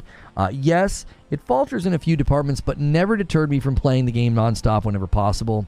It's by far one of the best action games you can experience in 2024. So down here they say, the good, excellent combat, in-depth skill system, brilliant visuals backed by an excellent soundtrack, a vast variety in boss fights, a mostly decent difficulty curve that makes the game quite accessible to most players. The bad, the lack of an in-game map. I feel like they mentioned more than that would be considered bad, but I mean, it's their own review. They can say whatever they want, I guess. Let's see. We read Windows Central. IGN Brazil, I think, really liked it. What else do we have here? Okay, let's read this one. This one's not a perfect score. This is on the high. This is a good score. This is an 8. So we have another good, not great score here, and I think that's perfectly fine. They're saying that it is a great action RPG that feels like God of War for Chinese mythology. So, once again, we're getting some conflicting reports here. We read a review earlier. Yeah, no PS5 codes went out, PC only. Yes. Which obviously is a bit concerning. It's like, okay, well then is performance on PS5 going to be bad?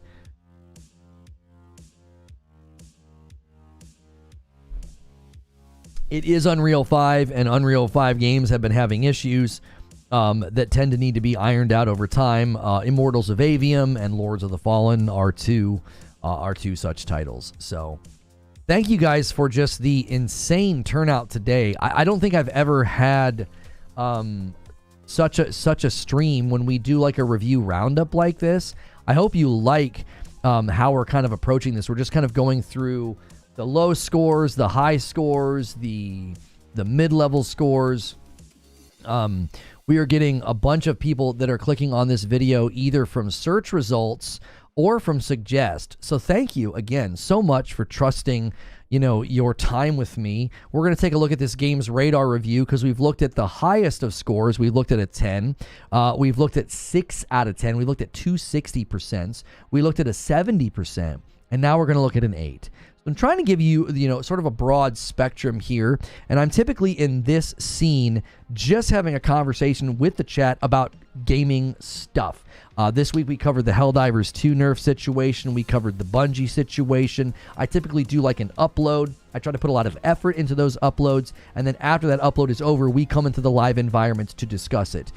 I'm also safe for work, so a lot of people throw me on in the background like a podcast, radio thing that they can just kind of listen to throughout their workday. If you like that kind of content, hit subscribe, hit the bell button, and I'll be hopefully on your YouTube homepage and in your feeds. If I'm ever not on your homepage, always remember to check your subscriber tab. YouTube will sometimes bump people off of your homepage if you've been watching other content, and that's a great way to ensure you don't miss out on my shows.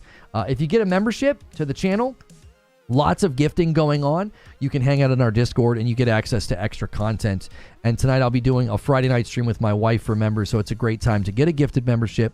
And we will be doing the Green Room later today. That's a segment just for Member Plus and above. So consider upgrading to Member Plus. We've been having a huge push there by you guys, which is great to see. So thank you for the support.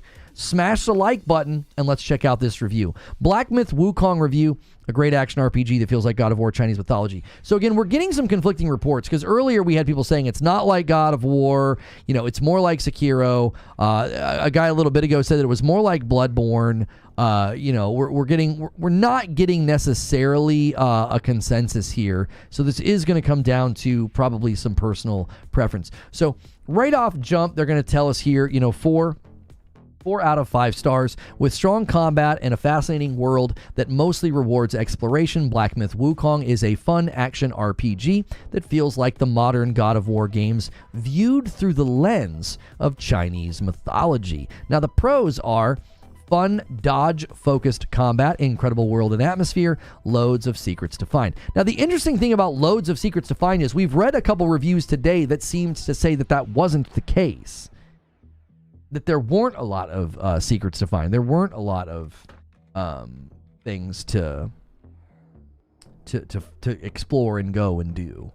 So anyway, cons. Combat can get repetitive, annoying level design, minor stuttering on PC. Okay, so the performance issues have been repeated enough that we can say there are clearly some issues with performance. Now, we have not yet read anybody who corroborated the audio issues with audio cutting out or the issue of dropping inputs altogether. Only one review has said that. So that could have been issues with their controller or a driver issue with their sound card. Who knows, right? No PS5 review codes have been sent. I think they just did a PC. It's not a Souls-like. All right, here we go. They're saying it's not a Souls-like. Other people were saying that it basically is a Souls-like. Let's see what Games Radar has to say. It's a third-person action RPG based on the classical Chinese novel Journey to the West, and it isn't particularly hard. It flows like the modern God of War games, not just because of the gods around, but also the mix of color-coded gear, character skill trees, linear paths with half-open sections attached. It is, first and foremost, an adventure, more inviting than punishing. But it does take a page from the book of Souls-likes by hiding a ton of content from you, including some of the best moments and most challenging encounters. You could blast through Black Myth Wukong as a 20-hour boss rush, but you could also spend over 40 hours hunting down every boss, collectible, and NPC. A full half of the game is in the margins. I gave myself time to backtrack, and I'm glad I did. And as I reflect on Black Myth Wukong after 34 hours, the stuff I know I didn't find hogs a lot of my headspace. That said, most of what I found was good, often great. Black Myth Wukong can be incredibly frustrating on occasion, but it's an overall rock-solid action RPG with dozens of fantastic bosses and an absorbing, refreshingly weird world. What's interesting to me here is this does feel like your mileage may vary kind of a game. Because I'll be honest with you, right here, I think really gets at the heart of why people are saying, oh, it's just a boss rush, it's not worth exploring. That's not really that much content, 40 hours only. Are you typing that as a joke? You can't possibly be serious. You think that 40 hours isn't much content? Based on what?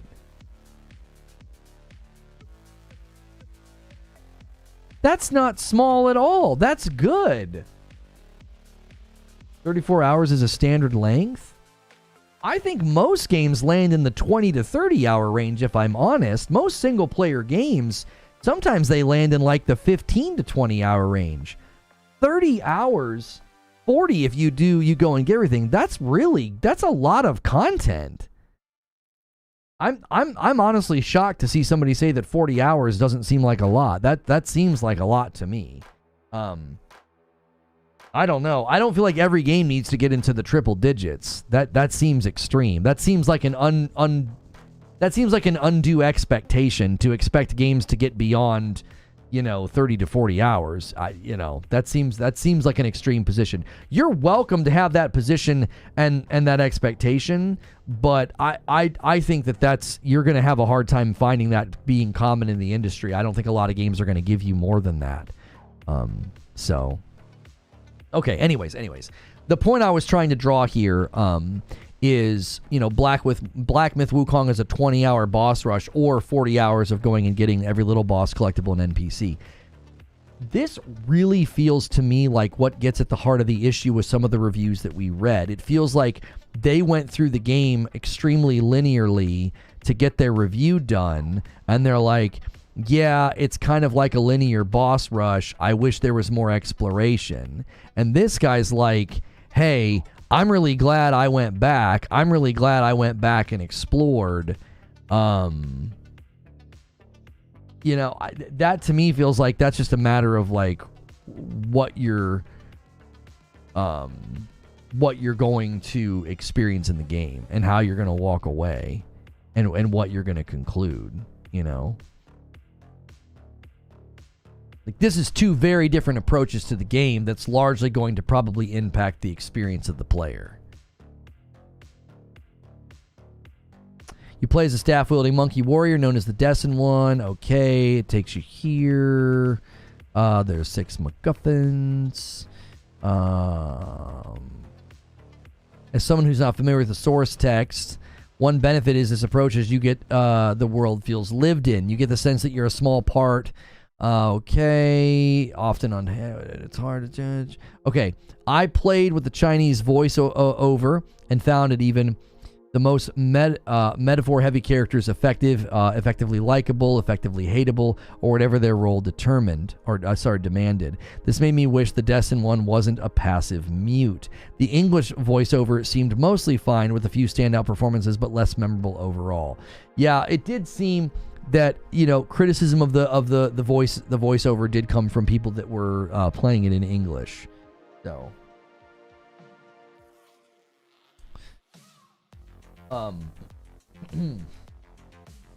everyone should read the book before they play the game from a Chinese player.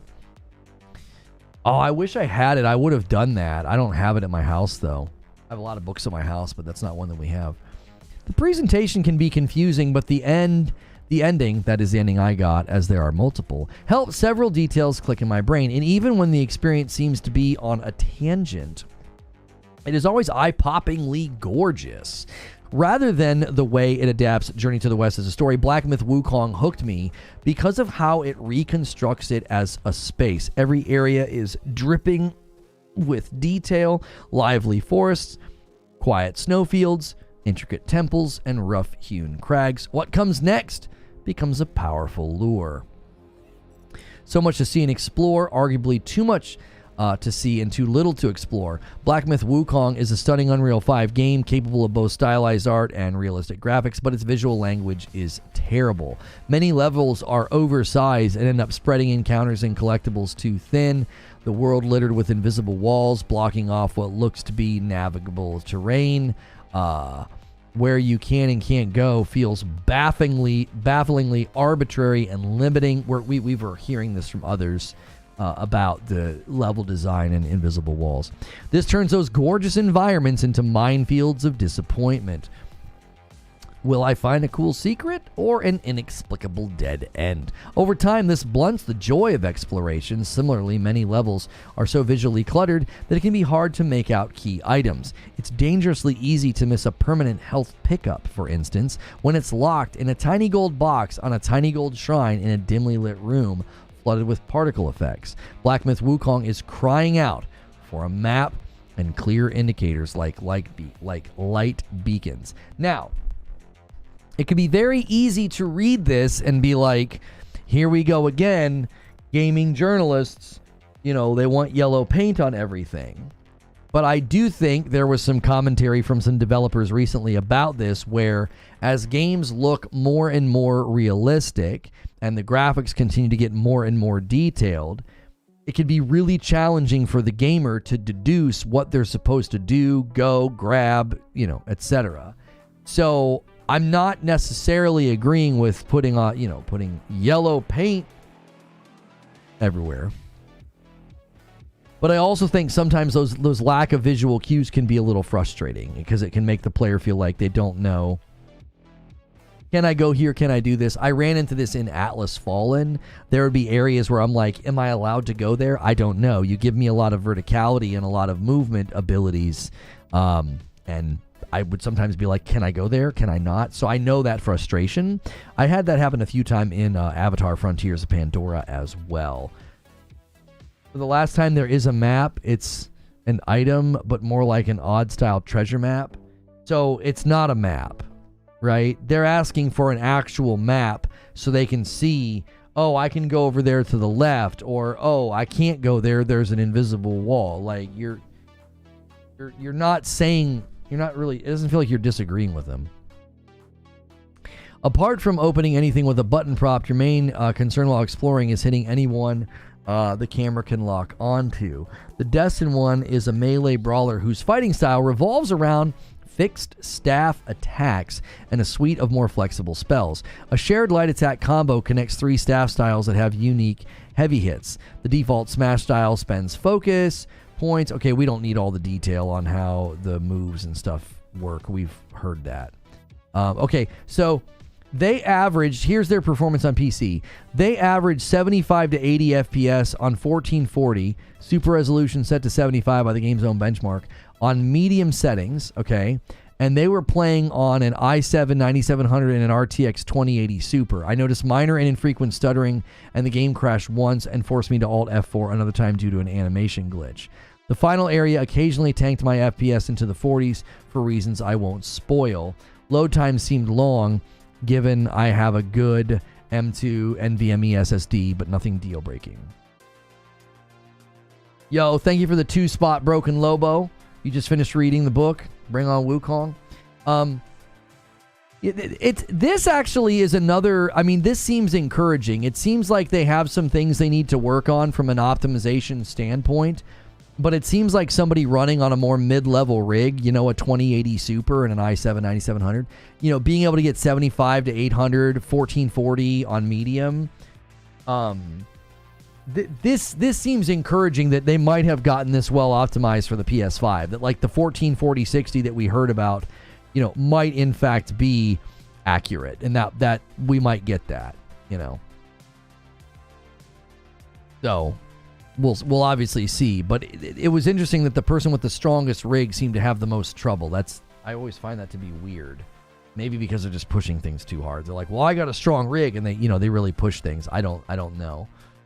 But again, it could be like maybe the upper level cards need some drivers. I was extremely hungry for skill points in the first half of the game, but soon found that maxing out one staff style and sticking to it felt optimal. Combat would benefit from more interplay between the three styles. There was no need to use anything other than thrusting style once I unlocked it. Pillar style felt clunky and smash seemed worse, like a worse thrust.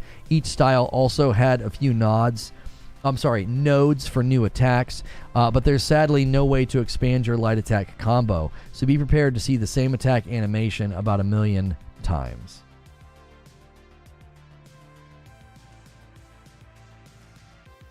Okay. Combat gets a little samey. We've heard this in other reviews. Combat gets a little samey. It doesn't help that many normal enemies are so slow, weak, or easily staggered that they're non-threatening. But chaining focus heavies and slow-mo perfect dodges is so dang fun that I was never close to bored. Sound design puts in a lot of work. The woody thunk of your staff battering a shield and the resonant gong of cracking iron-skinned monsters, the glassy swish as you spin around the boss in slow motion. You feel details like this in the heat of the moment, like tiny rewards for playing well, and it makes duels more impactful. This seems to agree with what we saw in the one review. They were sort of talking about the sound design, really complementing the combat well. So that's encouraging that multiple people are kind of noticing that. I feel like I noticed from the trailers and stuff that it did seem like it had a very good sound design team, you know. Black Myth Wukong as at its best in boss fights. We've heard this many times from some of the other reviews as well. There are dozens and dozens of bosses back to back at times, and most of them are real spectacles. Some are rehashed, but the audiovisual feast is delightful. Levels sometimes feel like a mere appetizer before the next boss. I did noticeably beat most bosses on my first try. To put the difficulty in perspective, the final boss took me 2 attempts. What? The hardest optional boss I found took me 7 or 8 tries. I'm good at action RPGs, but I'm not the god king of space. So as I said, this game is not very hard. What the frick? What? Who is this guy? We had review. Hang on a minute. We had reviewers saying that they got stuck at bosses for hours. Austin Wood of Games Radar. Is he known for like Souls games? You have to realize this position your writer is just a cover for his career-spanning Destiny column. All while playing as many roguelikes as possible.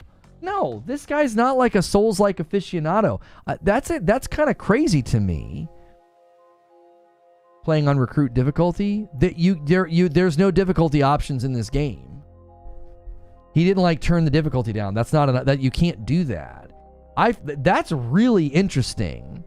A lot of the people were saying they were getting like stuck and it was really frustrating. This homie's like, I beat most bosses on my first try. He beat the final boss in 2 attempts.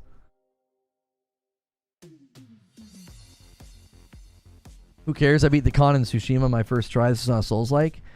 I don't think you're understanding what I'm saying. I beat the Khan on my first try as well in Tsushima.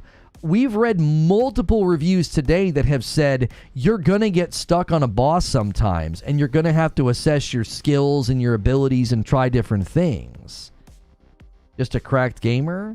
Yeah, apparently. Is this guy like a low-key god with Jedi reflexes? Like everybody, even the most positive review today that we read, brought up the fact that they were stalling out on some of the bosses and getting stuck. And then other bosses would be just super duper easy.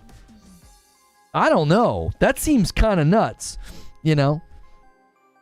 I mean, it's possible that he got a combination of skill and luck. Like maybe he just had a really good build. He did say, hang on. Where was that? Right here. He said this. He was extremely hungry for skill points in the first half of the game, but soon found out maxing out one staff style and sticking to it felt optimal. So maybe he just got really, really good with that style and then complemented it with some of the magic. Because I felt like we read, a couple reviews that made it pretty clear that the using the magic and the shape shifting was key to winning.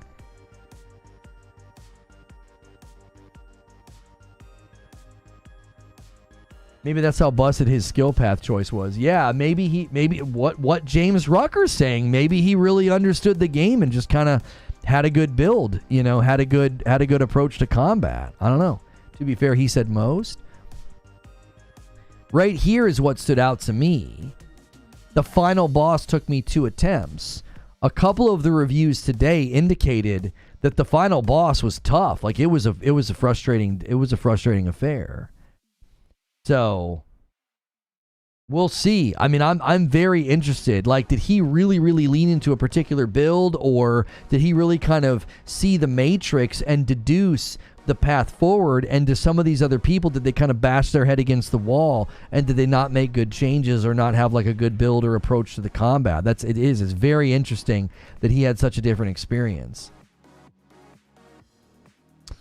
I wish we had footage of him playing. Like, what did he do? Despite an underwhelming skill tree, there's deep character progression in Black Myth Wukong. To go with armor set bonuses, you can upgrade your favorite gear to keep it around, boosting its stats and subtly changing its appearance. I was partial to a double 2-piece armor setup that gave me extra focus, from perfect dodges and parry-style spell called Rock Solid. Your healing gourd, which refuels whenever you rest, can be upgraded for more uses and customized through different drinks and soaks.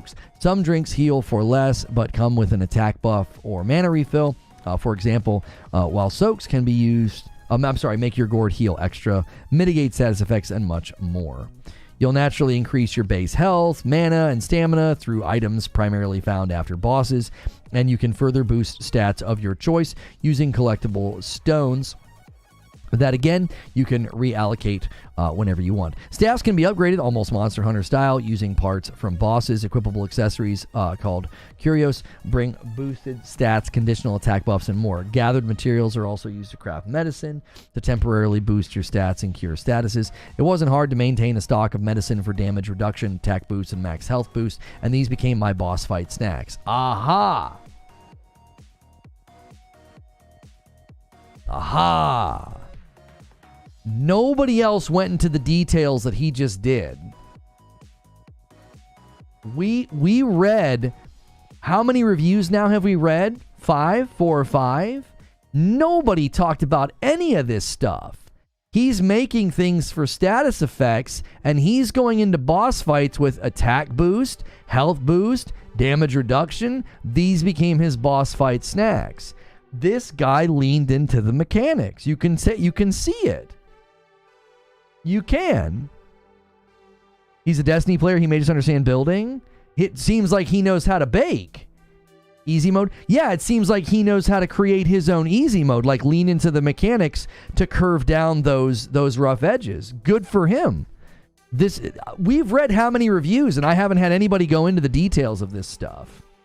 The only thing I was like scrolling past and not reading was like either details about the story or, some of the fluff stuff at the beginning. Yeah, like the people who build one-hit setups in Elden Ring. Sure. Yeah, he saw through the Matrix. Yeah, like I said a little bit ago, like, did this guy just see the Matrix? Did, like, he kind of figure it out, and he's like, oh, I can do this, and this, and it'll make me stronger. And, and he also seemed to dump into one build. Spells have cooldowns and cost mana, which generally only refilled when you rest at a checkpoint, so rationing spells is important. Rock Solid is my GOAT, but I was also a big fan of Immobilize, which freezes enemies in place for several seconds and with upgrades increases the damage they take. Immobilize does work on bosses, by the way, and it's even stronger than you think. Here we go again. This guy got in here and figured things out, right?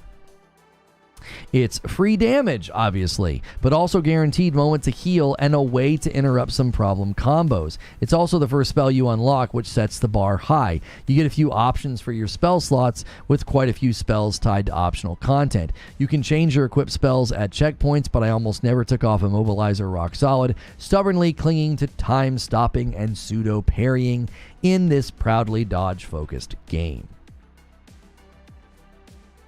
That stuff's pretty common, not surprised. People wouldn't mention it, but why wouldn't you mention the impact it had on the on the gameplay. You know, I feel like he really went in and figured some pieces of the puzzle out, which is why he seemingly had a much easier time. This review gets to go up on the fridge.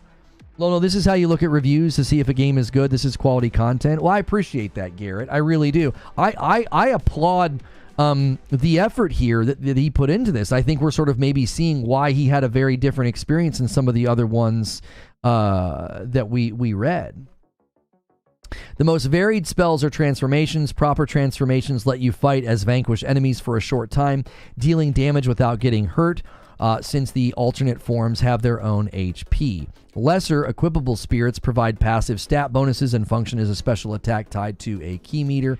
You can sneak in spirit attacks during normal staff combos, and while I only found 5 transformations, I had nearly 50 different spirits, and I'm sure there's plenty more for both. There's a running theme of harnessing the strength of your enemies, and this brings some welcome variety to fights. I'd regularly open with Immobilize, get in a staff combo, finish with the spirit, and then launch right into a transformation. You can spend most of the boss fight playing as anyone, but the Destin one if you invest you can play as anyone but the Destin one if you invest in transformations. Like, this right here, like I said, this guy knows how to bake, right? It's a Destiny player right here.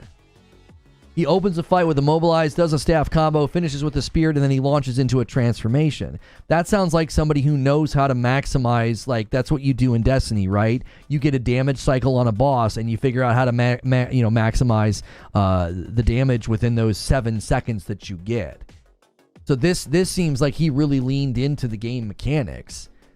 You know, I think this is a very good review. I think this, if this kind of gameplay resonates with you, I think this is a very good review to give you an idea. And again, they gave it an 80. He's not giving it like a perfect score. He did have issues with elements of the game.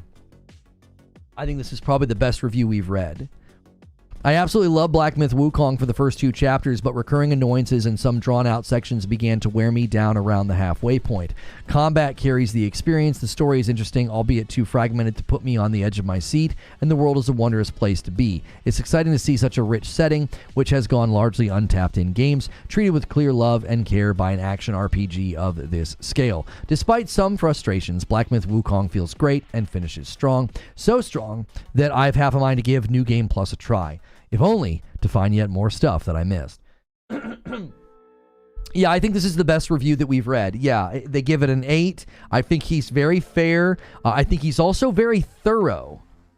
I do. I think he was thorough. He didn't just sort of, point A to point B, beat the game, here's what happened. Like, he went into the guts and said, okay, this is all the different things I can do, applied that knowledge, and seemingly had great success with the boss fights. I feel like this is a very, very good review. It's not just a summary of the game's contents. It's almost it's almost a form of education. Like, he's teaching and informing more than just reviewing. So I give high marks to this review. Austin Wood of Games Radar. I'm gonna try to remember this so that if we come back to Games Radar in the future, if I see his name, I'll be hoping that this is a theme throughout how he approaches game reviews.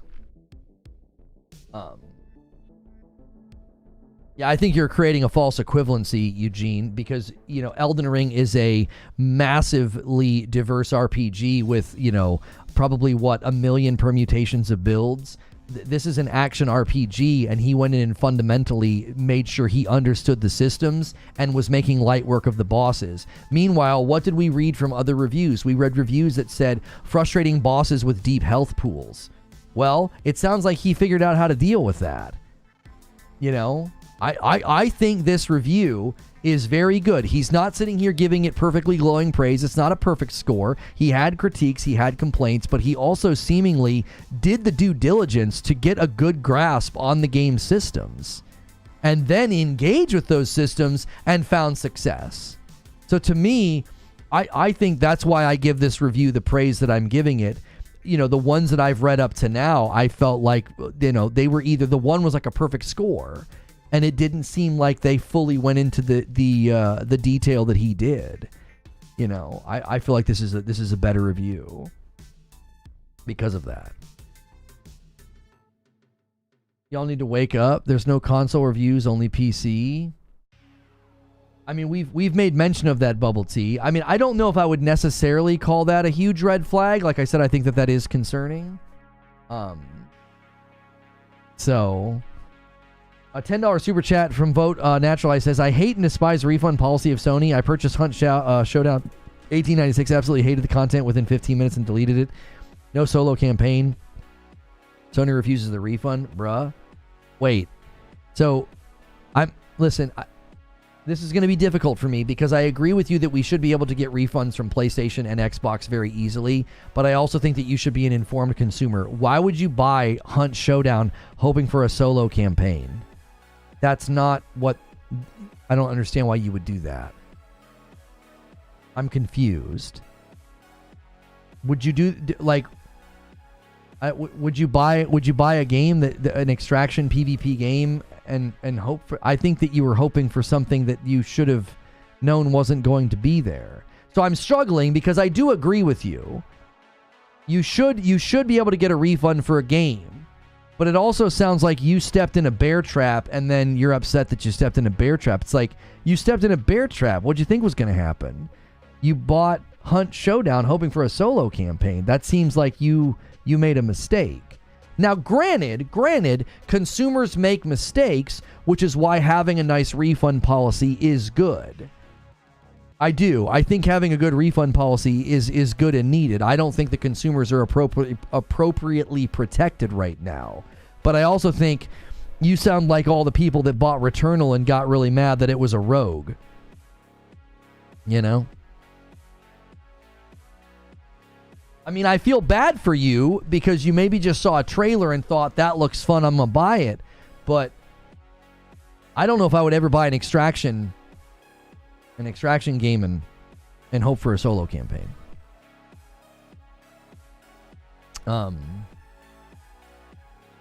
Did I miss a super chat? I feel like I missed a super chat. I did. I am so sorry, Wired Rope. I've remembered I missed yours, and I am very sorry, Wired Rope. A $5 super chat from Wired Rope. The issue is the super resolution. If it's at 100, that's full resolution. Anything less is some version of upscaling, and it's labeled terribly. So you're saying internally this game has settings that's confusing people, and that's why they're getting, like, bad... Okay. They're getting bad performance maybe because of that. IGN gave it an 8. Who reviewed it over there? Now listen, I want to read IGN's review because, you know, I'm going to be honest. I think IGN's been, they've been stepping in it a little bit with, you know, false headlines and false claims and getting community noted on Twitter. I think they need to act right as an organization. But I also think there was fake news being spread about them and their review. By somebody who commonly does that does it in bad faith. And so I think it's only fair to say IGN actually gave it an 8. So all that stuff that you were seeing on Twitter, it does not represent this review. And I do believe that I've read Mitchell's stuff before and have liked it. So as an organization, I think IGN needs to start acting right and start, you know, carrying themselves a whole lot better on Twitter. I think Ryan McCaffrey is part of the significant problem at that organization. I think he commonly creates tweets from bad faith, just hoping to impression farm and rage bait. I think a lot of his takes are very disingenuous and not driven by, you know, journalistic integrity and fact finding. So I actually think he's part of the problem, but largely I don't think that means every single person at IGN is bad. So I don't think I've ever had any issue with Mitchell's stuff. I feel like I've read his stuff before and have found it to be quite good. So I think it's very difficult when you have an organization like that and you have somebody who I think is making sort of a mockery of what journalism and journalistic integrity should look like on Twitter, sort of at the helm. And he blocked me when I called him out for immediately assuming that Black Myth Wukong, coincidentally enough, was money-hatted. It's like, you should have better care of what you say. You shouldn't just immediately be spreading lies. and he did delete the tweet, but I was like, this is gaming journalism in 2024 right here. Just an immediate assumption of malice from Sony, like no research required.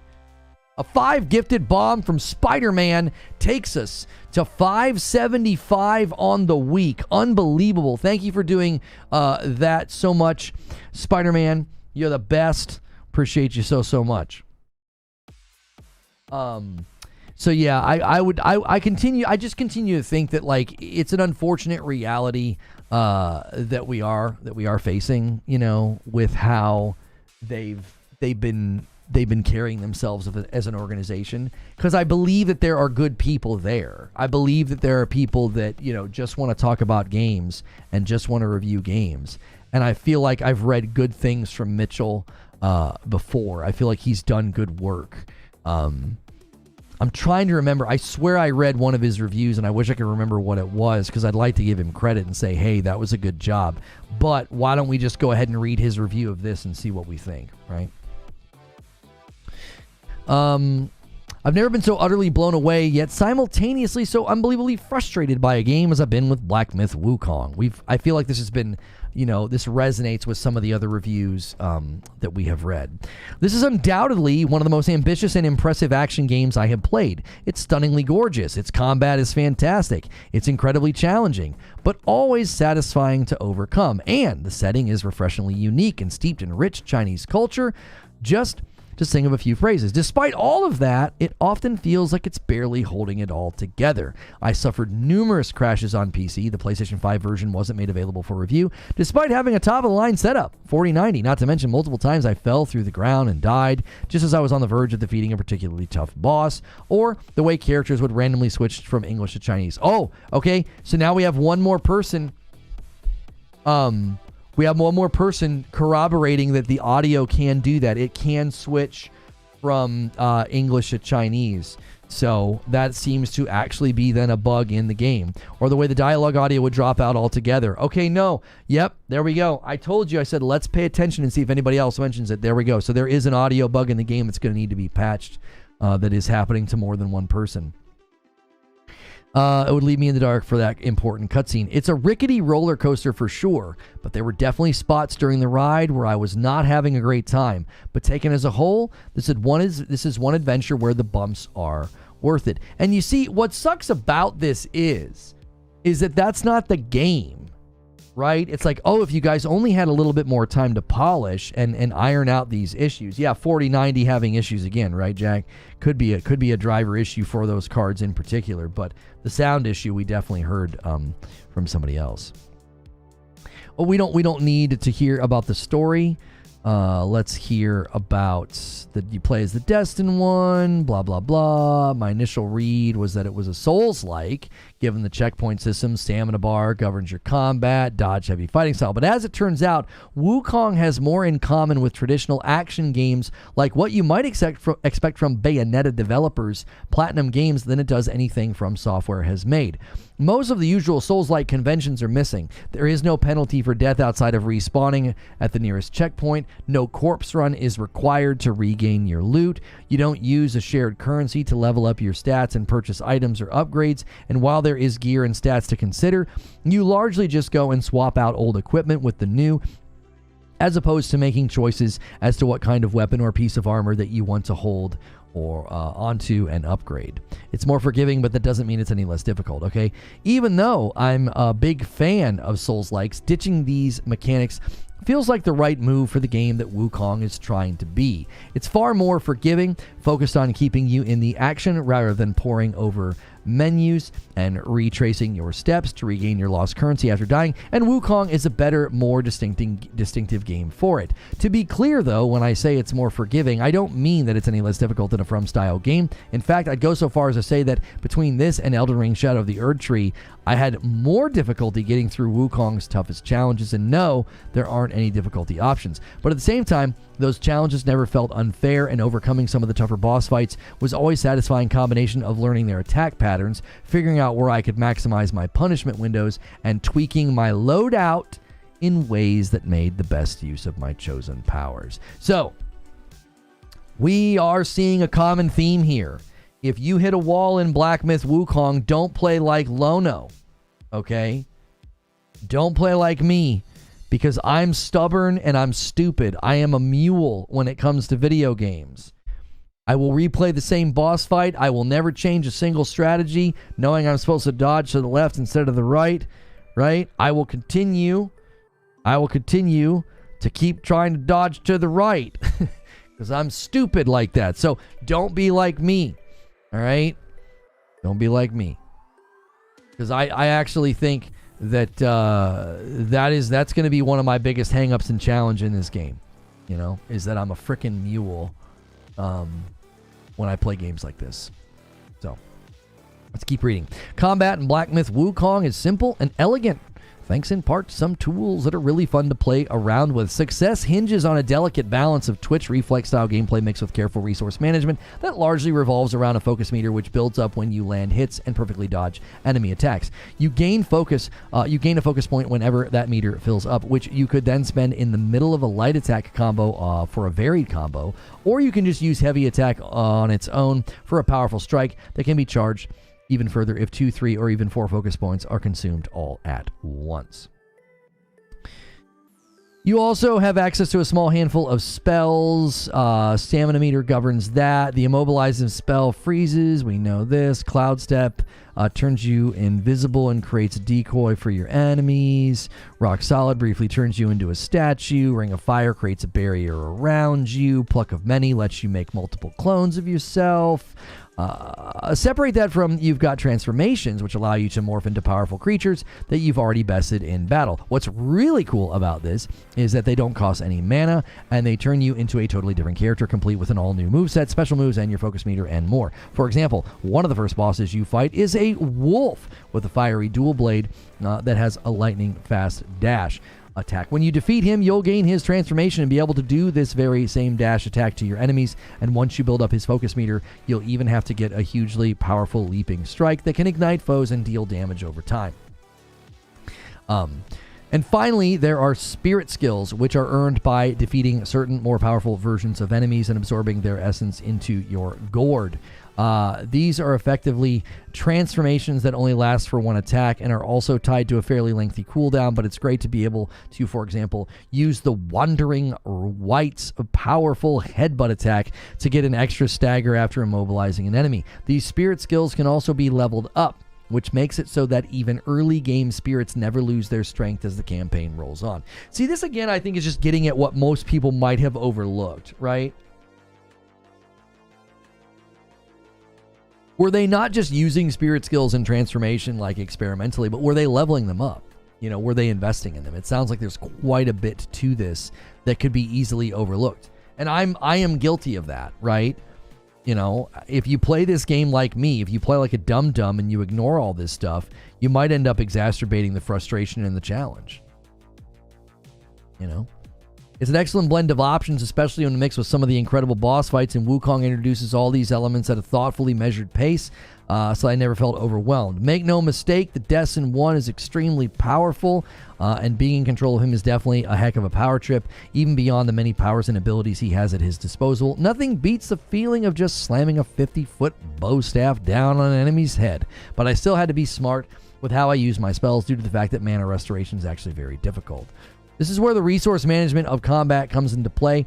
I had to carefully consider what spells I would use that were worth my mana cost, whether I would save them for more difficult second phase of a fight, or whether or not I could capitalize on the opportunity if I were to spend the mana in the first place. For instance, even though it's my most powerful spell, I often had to hold off on casting my Pluck of Many spell that duplicates my monkey, since it is an extremely high mana cost. If I cast it at a bad time, the boss could simply wipe out all of my clones with an AoE attack before they even got a chance to get some damage in. Sometimes the adjustment I had to make was when I got stuck on a boss was a simple change in how I used my abilities, and the act of coming up with a new strategy and having it pay off was extremely satisfying. So again, this comes back to those reviews that we read, and I made the observation I made the observation that maybe people were ignoring the other abilities and, and strategies available and just trying to wail on a boss with their staff. And it really is starting to sound like the people that got the most satisfaction out of the game and its difficulty and the boss fights really leaned into the mechanics. I think they really did. So, why so mad? What are you talking about? Nobody's claiming this game is woke. What are you talking about? While boss battles are where Wukong is at its best, there's highly respectable amount of enemy variety in its regular fights. So he's saying there's a lot of variety. Other people were saying there wasn't. Level design is of a wide linear variety, usually within a clear main path that leads you from checkpoint to checkpoint, but plenty of opportunities to venture off the path and discover optional goodies. The rewards for exploration are great. I found rare crafting materials to make new weapons or armor, special enemies that drop new spirit skill, curio items that I could equip to enhance my build, and treasure chests that might permanently increase my max health, mana, stamina, all of which made the time I took to find them feel well spent. I mean, this is just the exact opposite of what other people, a couple of the other reviews said. Like, Windows Central had a very different take than this, so this really is going to come down to personal experience. Windows Central, he really took issue with it. It just didn't feel like it was worth exploring, and the items that you got didn't seem all that worth it. I don't want to put words in people's mouths, but that was the impression I got, was it's just like they really felt like it wasn't worth it. It's one of the most gorgeous games I've ever played, claims IGN. On top of that, there are several secret boss fights to discover, key items with mysterious uses I still haven't figured out, and plenty of reasons to stray from the beaten path and keep an eye constantly scanning the environment. The main one being that Wukong is one of the most gorgeous games I've ever played. Every environment is brimming with detail, from the chipped pieces of bark to the trees in the forest to the real-time deformation of the snow as the Destined One moves through it while dragging his staff along. Not only that, but the animation is incredible too, with wonderful touches and flourishes like the way your character will do a little hop step while locked onto an enemy and then change to strafing around them as opposed to just straight on running while keeping their head turned. The music and sound design is fantastic as well, with epic drum-thumping battle themes and melodic flutes and chimes adding to the air of wonder and mystery as you explore the unknown. All that said, this game would have benefited from a map, plain and simple. The lands you explore in Wukong are beautiful, no doubt, but they're far too big and too crammed with secrets to not give you some sort of navigational help, especially the second and third chapters. This, along with the fact that it's aggravatingly hard to tell what obstacles can actually be climbed over and what's an invisible wall, can make exploration quite cumbersome. It's a good thing the rewards are worth it. So this just keeps coming back to a similar theme that we've read before, that it does seem like a smaller team missed out on what we would call player feedback, just good player feedback. And it sounds like the player feedback in the fights is pristine and well-built and stellar. It sounds like maybe player feedback as far as environmental player feedback is on the more inconsistent side. So, and that's where some of the frustrations are coming from.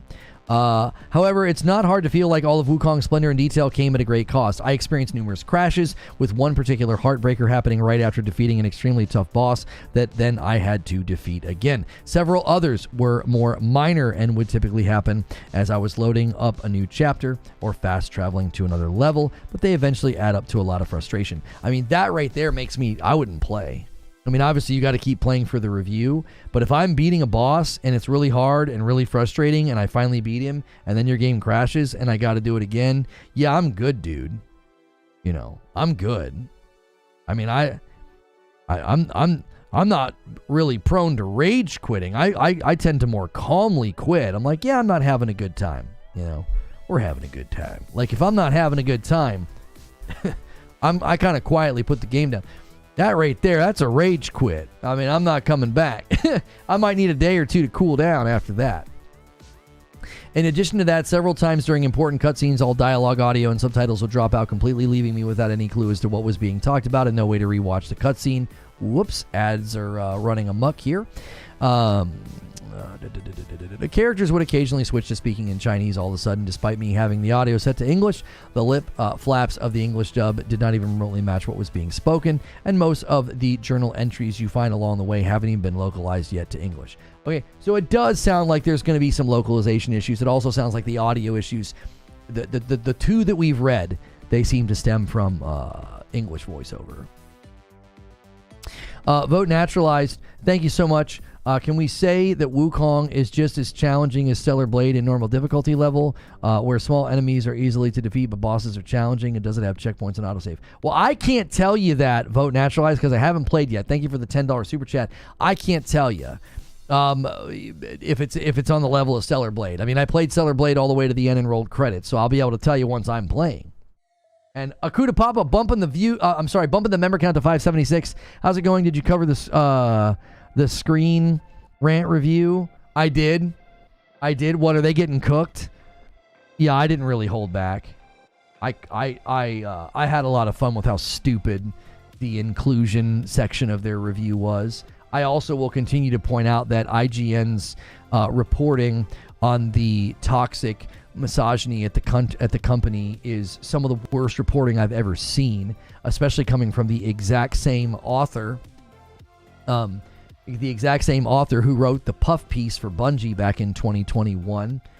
She wrote a puff piece and basically aided Bungie into sweeping misconduct under the rug, and then has the gall to come out here and talk about game science and get all virtuistic about game science. So I find the whole thing to be dumb and false reporting. There are no claims or reports of toxicity at the company. That's a lie.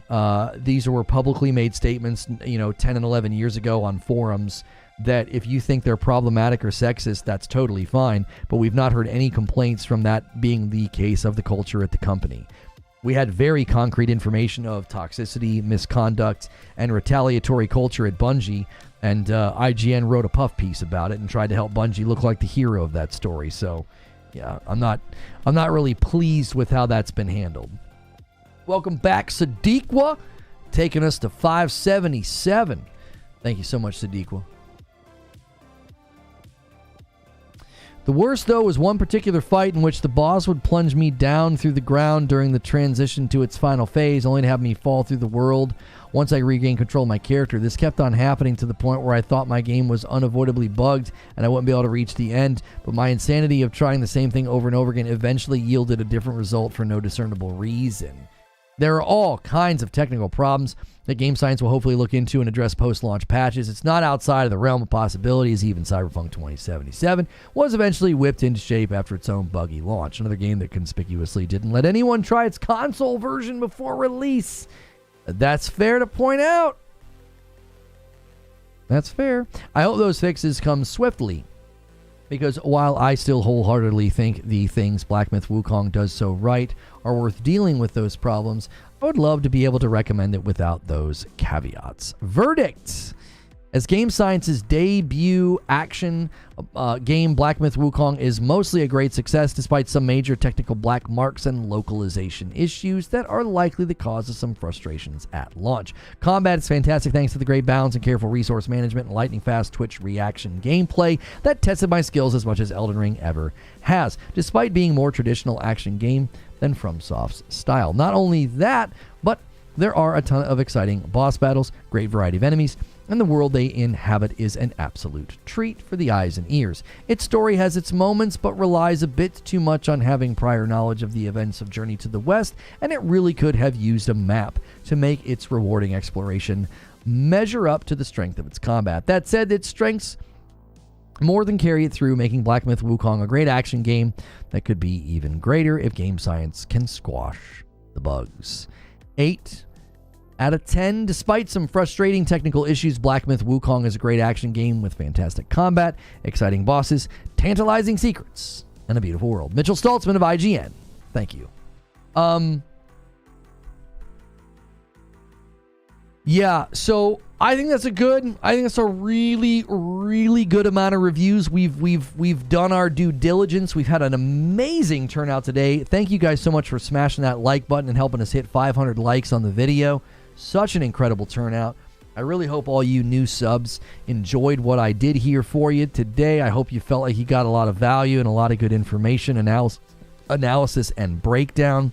So thank you so much for the support. And let's go ahead and refresh.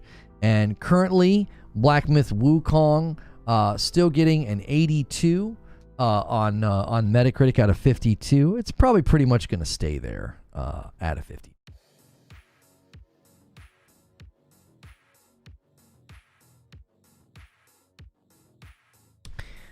It doesn't seem like Mitchell incorporated the work culture stuff into his review score assessment. He just wanted to acknowledge his colleagues' reporting, which I don't have a problem with. Yeah, I don't have a problem with Mitchell including that. I have a problem with the reporting that Rebecca Valentine did about the misogyny and all of that. I feel like it's awful. It's terrible. It's framed in a way that makes it seem like she spoke with employees at the company, and she didn't. Nobody has. So we now have other people now claiming that there's this toxic culture at the company, which isn't true. We have no evidence of that. You know, we had a mountain of concrete evidence that there was a toxic culture and retaliatory behavior at Bungie, and all that gets brushed over, and you let Pete Parsons brag about the diversity of their company. Like, it just, I really, really don't think that she has handled either of those situations very well. It feels very agenda-driven. To write a puff piece for Bungie, making them look like a hero, and then to write a hit piece about game science based on what I would say were very subjective opinions about remarks and jokes that were made on forums. It was like, I don't know. And it's like, I really do continue to feel like the gaming industry's, all of your virtue and heroes are dead. They're so dead and hollow. You know, with everything that happened with Activision, Blizzard, and Ubisoft, you didn't see any of these companies boycotting those games or not reviewing those games or ensuring that every review had to make mention of what's going on at Ubisoft and Activision Blizzard. Like, I just think that their virtue is hollow, and it's always convenient and you know, random. It's like, I don't know. Didn't she work directly with a well-regarded Chinese journalist on that project? Yeah, and I don't care. I think it's a garbage article. It's garbage. They didn't talk to anybody at the company. They have nothing. They have a handful of remarks from 10 and 11 years ago on public forums, and that's it. They don't have any current or former employees speaking to them. After their article, no current or former employees came forward to report about toxicity at the company. It's like, to project the more progressive, more liberal view of those things onto comments from Chinese persons from 10 years ago, I just think is stupid. It's like, what if they think it's funny? What if they don't care? What if they view things differently than you? What if they see it as harmless and not offensive? It's subjective. It's so unironically geocentric to read the article. It's so unironically geocentric to be like, well, our view of these issues is the view. And these remarks from 10 years ago mean that this company is misogynist. And it's like, okay, sure, Jan. Like, again, did you have people at the company? Did you have anybody that worked there come to you and report and claim that that's going on there? No, you did not. You had numerous people do that from Bungie, and you didn't do right by them. You aided and assisted Bungie in sweeping their toxic culture under the rug. And you take some remarks from forums from 10 and 11 years ago, and you try to write a hit piece about game science, man, just take a frickin' walk. Like, I don't have any respect for it at all. You know, it's uniquely personal to me to watch game journalists wax virtuous about virtually nothing, right? About virtually nothing, and then you had actual real things happen at Bungie, and you basically help Pete Parsons, you know, look like that, you know, there's some kind of heroic company. And then now look at Bungie. Like, come on. Game Science is only 5 years old, and they managed to find employees from 10 years ago. Yeah, that's the other issue with it. Some of these people made these remarks years ago when they didn't even work for the company. And it's like, okay, so a guy makes a sexual remark or a remark that you view as misogynist. Okay, what's that have to do with Black Myth Wukong and the company now? Do you have anything? Do you have anything? Do you have statements from current or former employees? No? Then what are you doing? And again, the plane really landed for me when I saw it's the same person that wrote the puff piece for Bungie. It's like, no, I got no respect for this. I read through the entire thing and I scrolled and I scrolled and I scrolled and I was like, where's the smoking gun? Where is it? Where are the people that actually work at the company that have claimed it's a misogynist company? Where? It's not in the article. And yet now that's what everybody's out here saying. Oh, there's allegations. That's the other word getting thrown around. There aren't any allegations. These were publicly made posts. There were recruiting ads that were discovered. Those aren't allegations. Do you know what allegations are? Allegations would be somebody that worked at the company or somebody that's still at the company saying there's bad stuff going on. These guys are bad or this leader is bad. That's what an allegation is. Like, they're throwing around the word allegations, which I also think is reckless. It's journalistic malpractice to throw around the word allegations when there aren't any allegations. They were discovered posts. Like, it's just ridiculous. The whole situation's ridiculous. And if it's added any bit of a shade, to how people are reviewing or talking about it, I just think that the whole thing is, it's an insult. It's an insult to everybody's intelligence, because now it becomes headcanon for, oh, well, that company is this label. Game Science is misogynist. Now that's become headcanon. Oh, okay.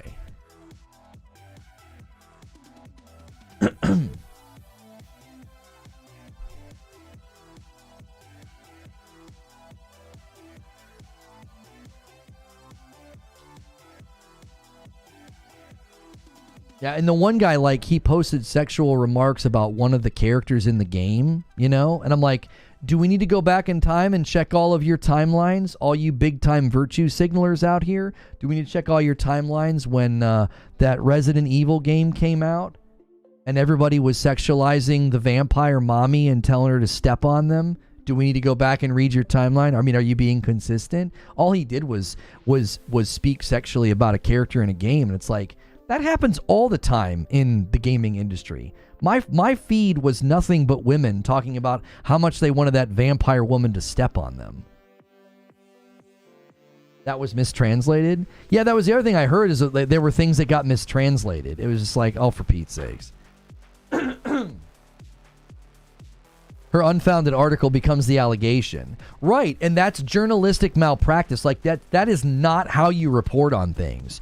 You don't report in a speculative way and then assert that it's allegations. It's like, what the frick? What? No.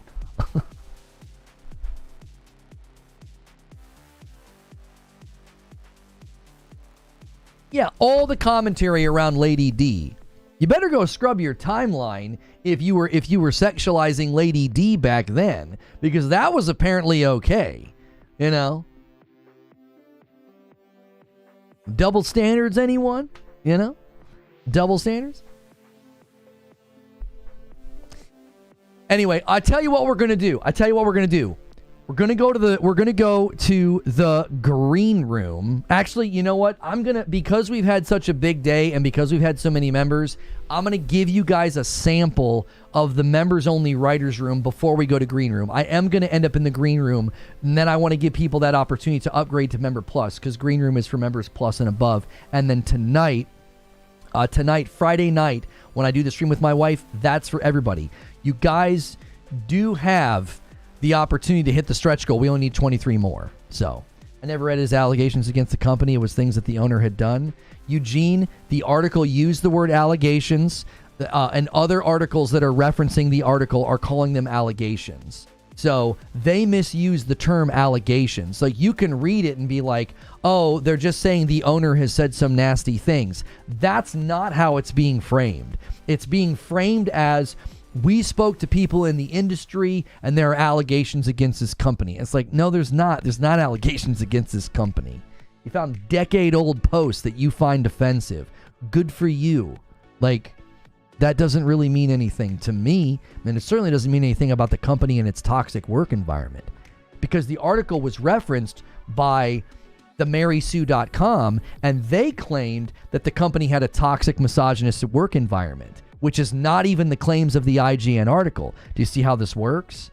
IGN uses the word allegations. They basically vaguely try to connect everything to make it seem like this is all connected to game science, which it isn't. And then you have other people that then reference the article and claim that there's a toxic, misogynist work environment. It's like, what the frick? It's like, this is so bad. This is fan fiction. It's like, none of it. What are we doing here? Don't forget the bear in Baldur's Gate 3. I think you're using the word too narrowly. If you're talking about misogyny and you're going to say that there's allegations, that you would need to have more than just publicly made statements. An allegation is a claim or assertion that someone has done something wrong or illegal. So where are the allegations coming from then? Who's making them? IGN? If they're making the allegations, then they don't need to use the word allegations. They just need to say, it is our opinion that this is problematic, this is misogynistic. Go ahead, do that. You can make your opinion piece. But don't say that there's allegations when there aren't any. All right? $2 tip from Ula Tech. She wants a demon with purple hair. Stop it. I like I said, this gets a little personal for me because I watched gaming journalists completely and utterly fail me 4 years ago in this very realm of just like throwing around words and not properly investigating anything. And here we are again on the cusp of a game coming out. We got to have it soured by what I consider to be journalistic malpractice. I'll call the video they made pretty misogynistic. That's fine. That's your Western opinion of something that was said by a Chinese person 10 years ago. That's fine. You can have that opinion and that perspective. You know what? I actually agree with you. But I don't think they have to live and behave in accordance to my view of what is misogynistic or what is right or what is wrong.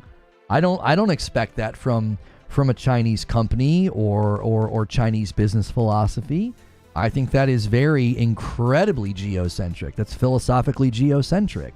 To be like, where our Western worldview of what is good and right and equal and fair, it's like, well, they ought to do it. Oh, good luck with that. The world's a bit big for that. Allegations without at least an anonymous source is more like defamation. Apparently, plenty of Chinese women felt the same because of the discussion ongoing there. It's not just Western. I'm not saying it's just Western. I'm saying that if that's happening over there, if they're having this cultural moment, as they cited, like women and feminists in China are trying to push for better treatment, okay, that means they're having their cultural moment. And if you're going to claim that game science as a company is misogynistic, or you have other people claiming that there's a misogynistic work culture there, it's like, wait, hold on. How are we judging this? Are we judging this based on actual facts and allegations? Or are you basing it on things that were said 10 years ago by somebody on a forum? Or, recruiting ads?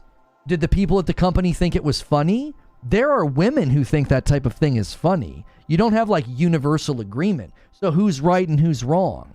How are you determining who's right and who's wrong? If there were women at Game Science that thought those ad recruitment things were kind of funny and kind of hilarious and sort of tongue-in-cheek, who knows? At the time, during the culture, during the era that those things happened, they might have thought it was hilarious. And maybe now they don't. Maybe now they think it's an unfair way to frame things, or it's a way that keeps women down and disrespected in the workplace. I don't know. But the article was basically making it sound as though this company is this way, and there was absolutely no evidence of that.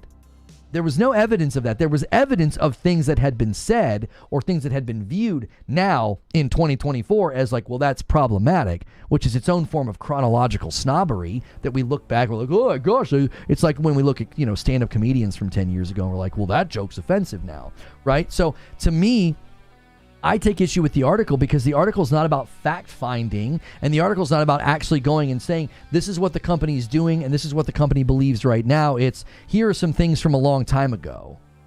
It's just got this undercurrent cancel culture stink on it. It's just like, oh, okay.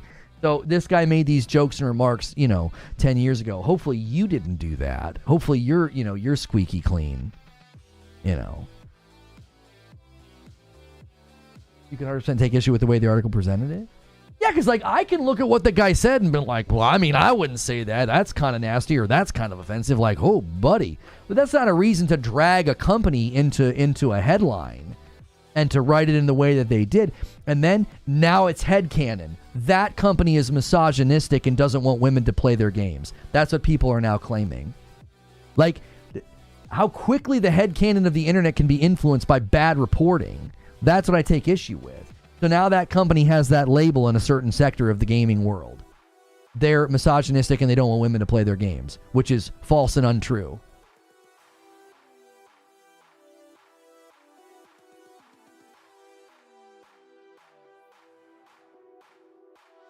So, let me schedule Writer's Room.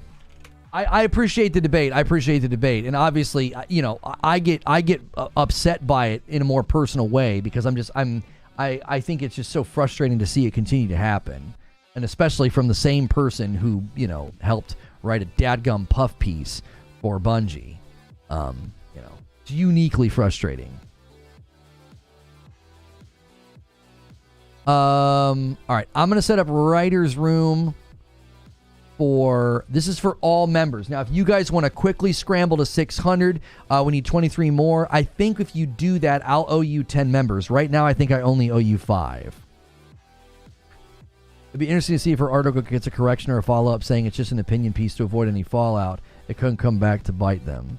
Green, not writers. No, I wanted to do Writer's Room for a little bit because we had such a big week. I wanted to give a bunch of people, we got a bunch of new subscribers today, a bunch of new members. I wanted to give them a sample of writers and then basically say, hey, we're going to go to Green Room, upgrade if you want to. I want to kind of do like a miniature sample. I want to give them a sample of Writer's Room.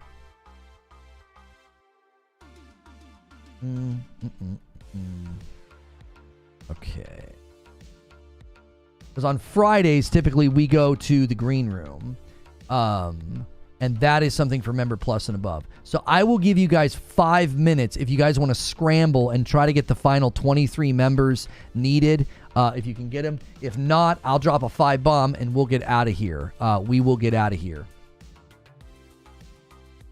If you guys want to nail that stretch goal, we can try to hit that stretch goal, and then we'll take a bunch of people with us. This is a great time to gift members because it's the end of the stream. Most of the more loyal folks are here that typically stay for Writer's Room and things like Green Room. It's called credibility, says AOZ. If they lost it from the previous article, it's completely valid to disregard a new article. People don't get to keep setting a clean slate. Yeah. We don't have Mike today. Sorry, I didn't make that clear.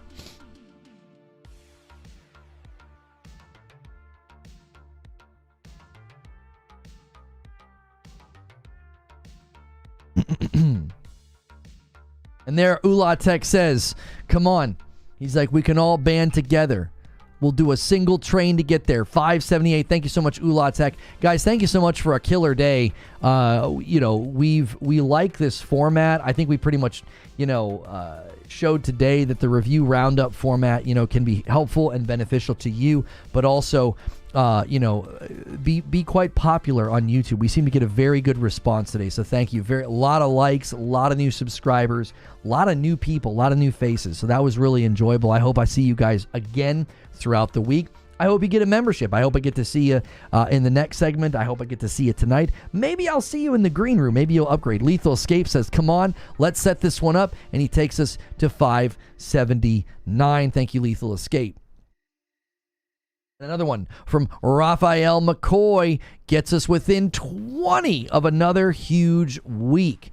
I don't even know what the stretch goal is. I mean, I know it's a 600, but I don't even know. Are we going to have Madam play Destiny again? I can't even remember what we decided on. Great stream today. Really enjoyed the review roundup. Thank you, Crowquill, for 3 months of membership. Yeah, guys, don't forget Gamescom. Gamescom. I'm going to be doing Gamescom expectations on Monday, talking Concord with Kirk after. I'll be doing some Wukong gameplay on Tuesday, and then Gamescom coverage as well. So don't forget that. You want to be here for that. We co-stream those events, whether it's the Future Game Show or the Xbox stuff or Opening Night Live with Jeff Keighley. So make sure you have hit subscribe. Make sure you have hit the bell button. So thank you so much for tuning in today. And Akuta Papa comes in with a 5-bomb and makes it a little bit easier, putting us 15 away from the big goal on the week. Thank you so much, Akuta Papa. And thank you to all of the new subscribers helping us blast past. We just hit 40,000 subscribers. And another renewal from somebody. If you have a Member Plus or a VIP membership, renewing it counts toward the goal. Thank you, Po Buddies. A great show today. Score isn't as high as I expected, but still excited to play it. Yeah, I agree. I thought it was going to be a little bit higher. AOZ with the 5-bomb takes us to 591. The little scramble at the end is so good. It's good for our community. It's good for what we do here. Thank you so much, AOZ. No, the stretch goal is not Madam. If Madam plays Destiny tonight, I can help out after a few buddies finish running Salvation's Edge Raid. Okay. I mean, if that's what you guys want to do, if you guys want to keep playing, you know, she can just keep chiseling away at Destiny every Friday night, and then we'll do community game night. You guys still unlocked community game night, and so we can play Jackbox Fortnite. We can pick that in the green room, right? And another renewal, it comes in from AOZ. He bumps the line to 592. Akuta Papa says, who's going to do the 10-bomb? Akuta Papa's trying to manifest a 10-bomb. Thank you so much, Akuta Papa, for doing that. And there it is. Kat answers, and she says, I'll do it, and takes us to 602. That's it. Stop. No more. Save them for next week so you guys can hit the goal next week. Don't go overboard, all right? I owe you guys a 10. We hit the stretch goal. You guys are incredible. If you keep hitting the stretch goal, who knows? Soon enough, we'll have Madam running raids on a Friday night with you guys. That could be pretty fun. I appreciate you guys so much, right? Gonna finish Returnal today.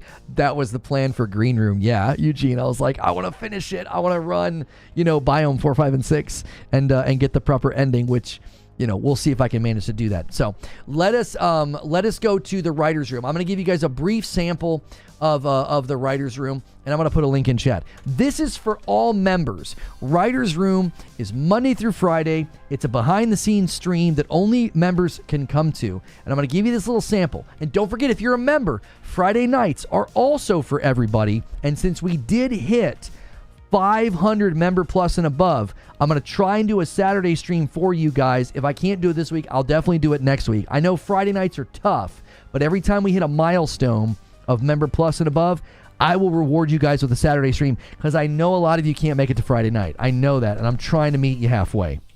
All right, there's a link of where we're headed. And thank you, Helio Lima, for doing a member plus. That gets added to the total as well. Thanks so much for being a member or a member plus. We really had a huge week. Once again, we hit the stretch goal of 600. I guess we're going to keep having Madam chisel away at Destiny. If you guys keep doing this, maybe one day she'll be running a raid with you. We did hit 500 member plus and above, so you have earned that Saturday stream. I know some of you can't make it to Friday night, so that's the incentive. Every milestone we hit of member plus and above, I will do those streams with you. So the next milestone would be 600. Thank you to everybody who's been upgrading. That is a huge need for the channel to really open up a lot of opportunities and more member content. So thank you for making that happen. I'm going to end the Black Myth Wukong review roundup stream, and I'm going to redirect people over here. I'm going to change that thumbnail. That's probably one of the best review roundup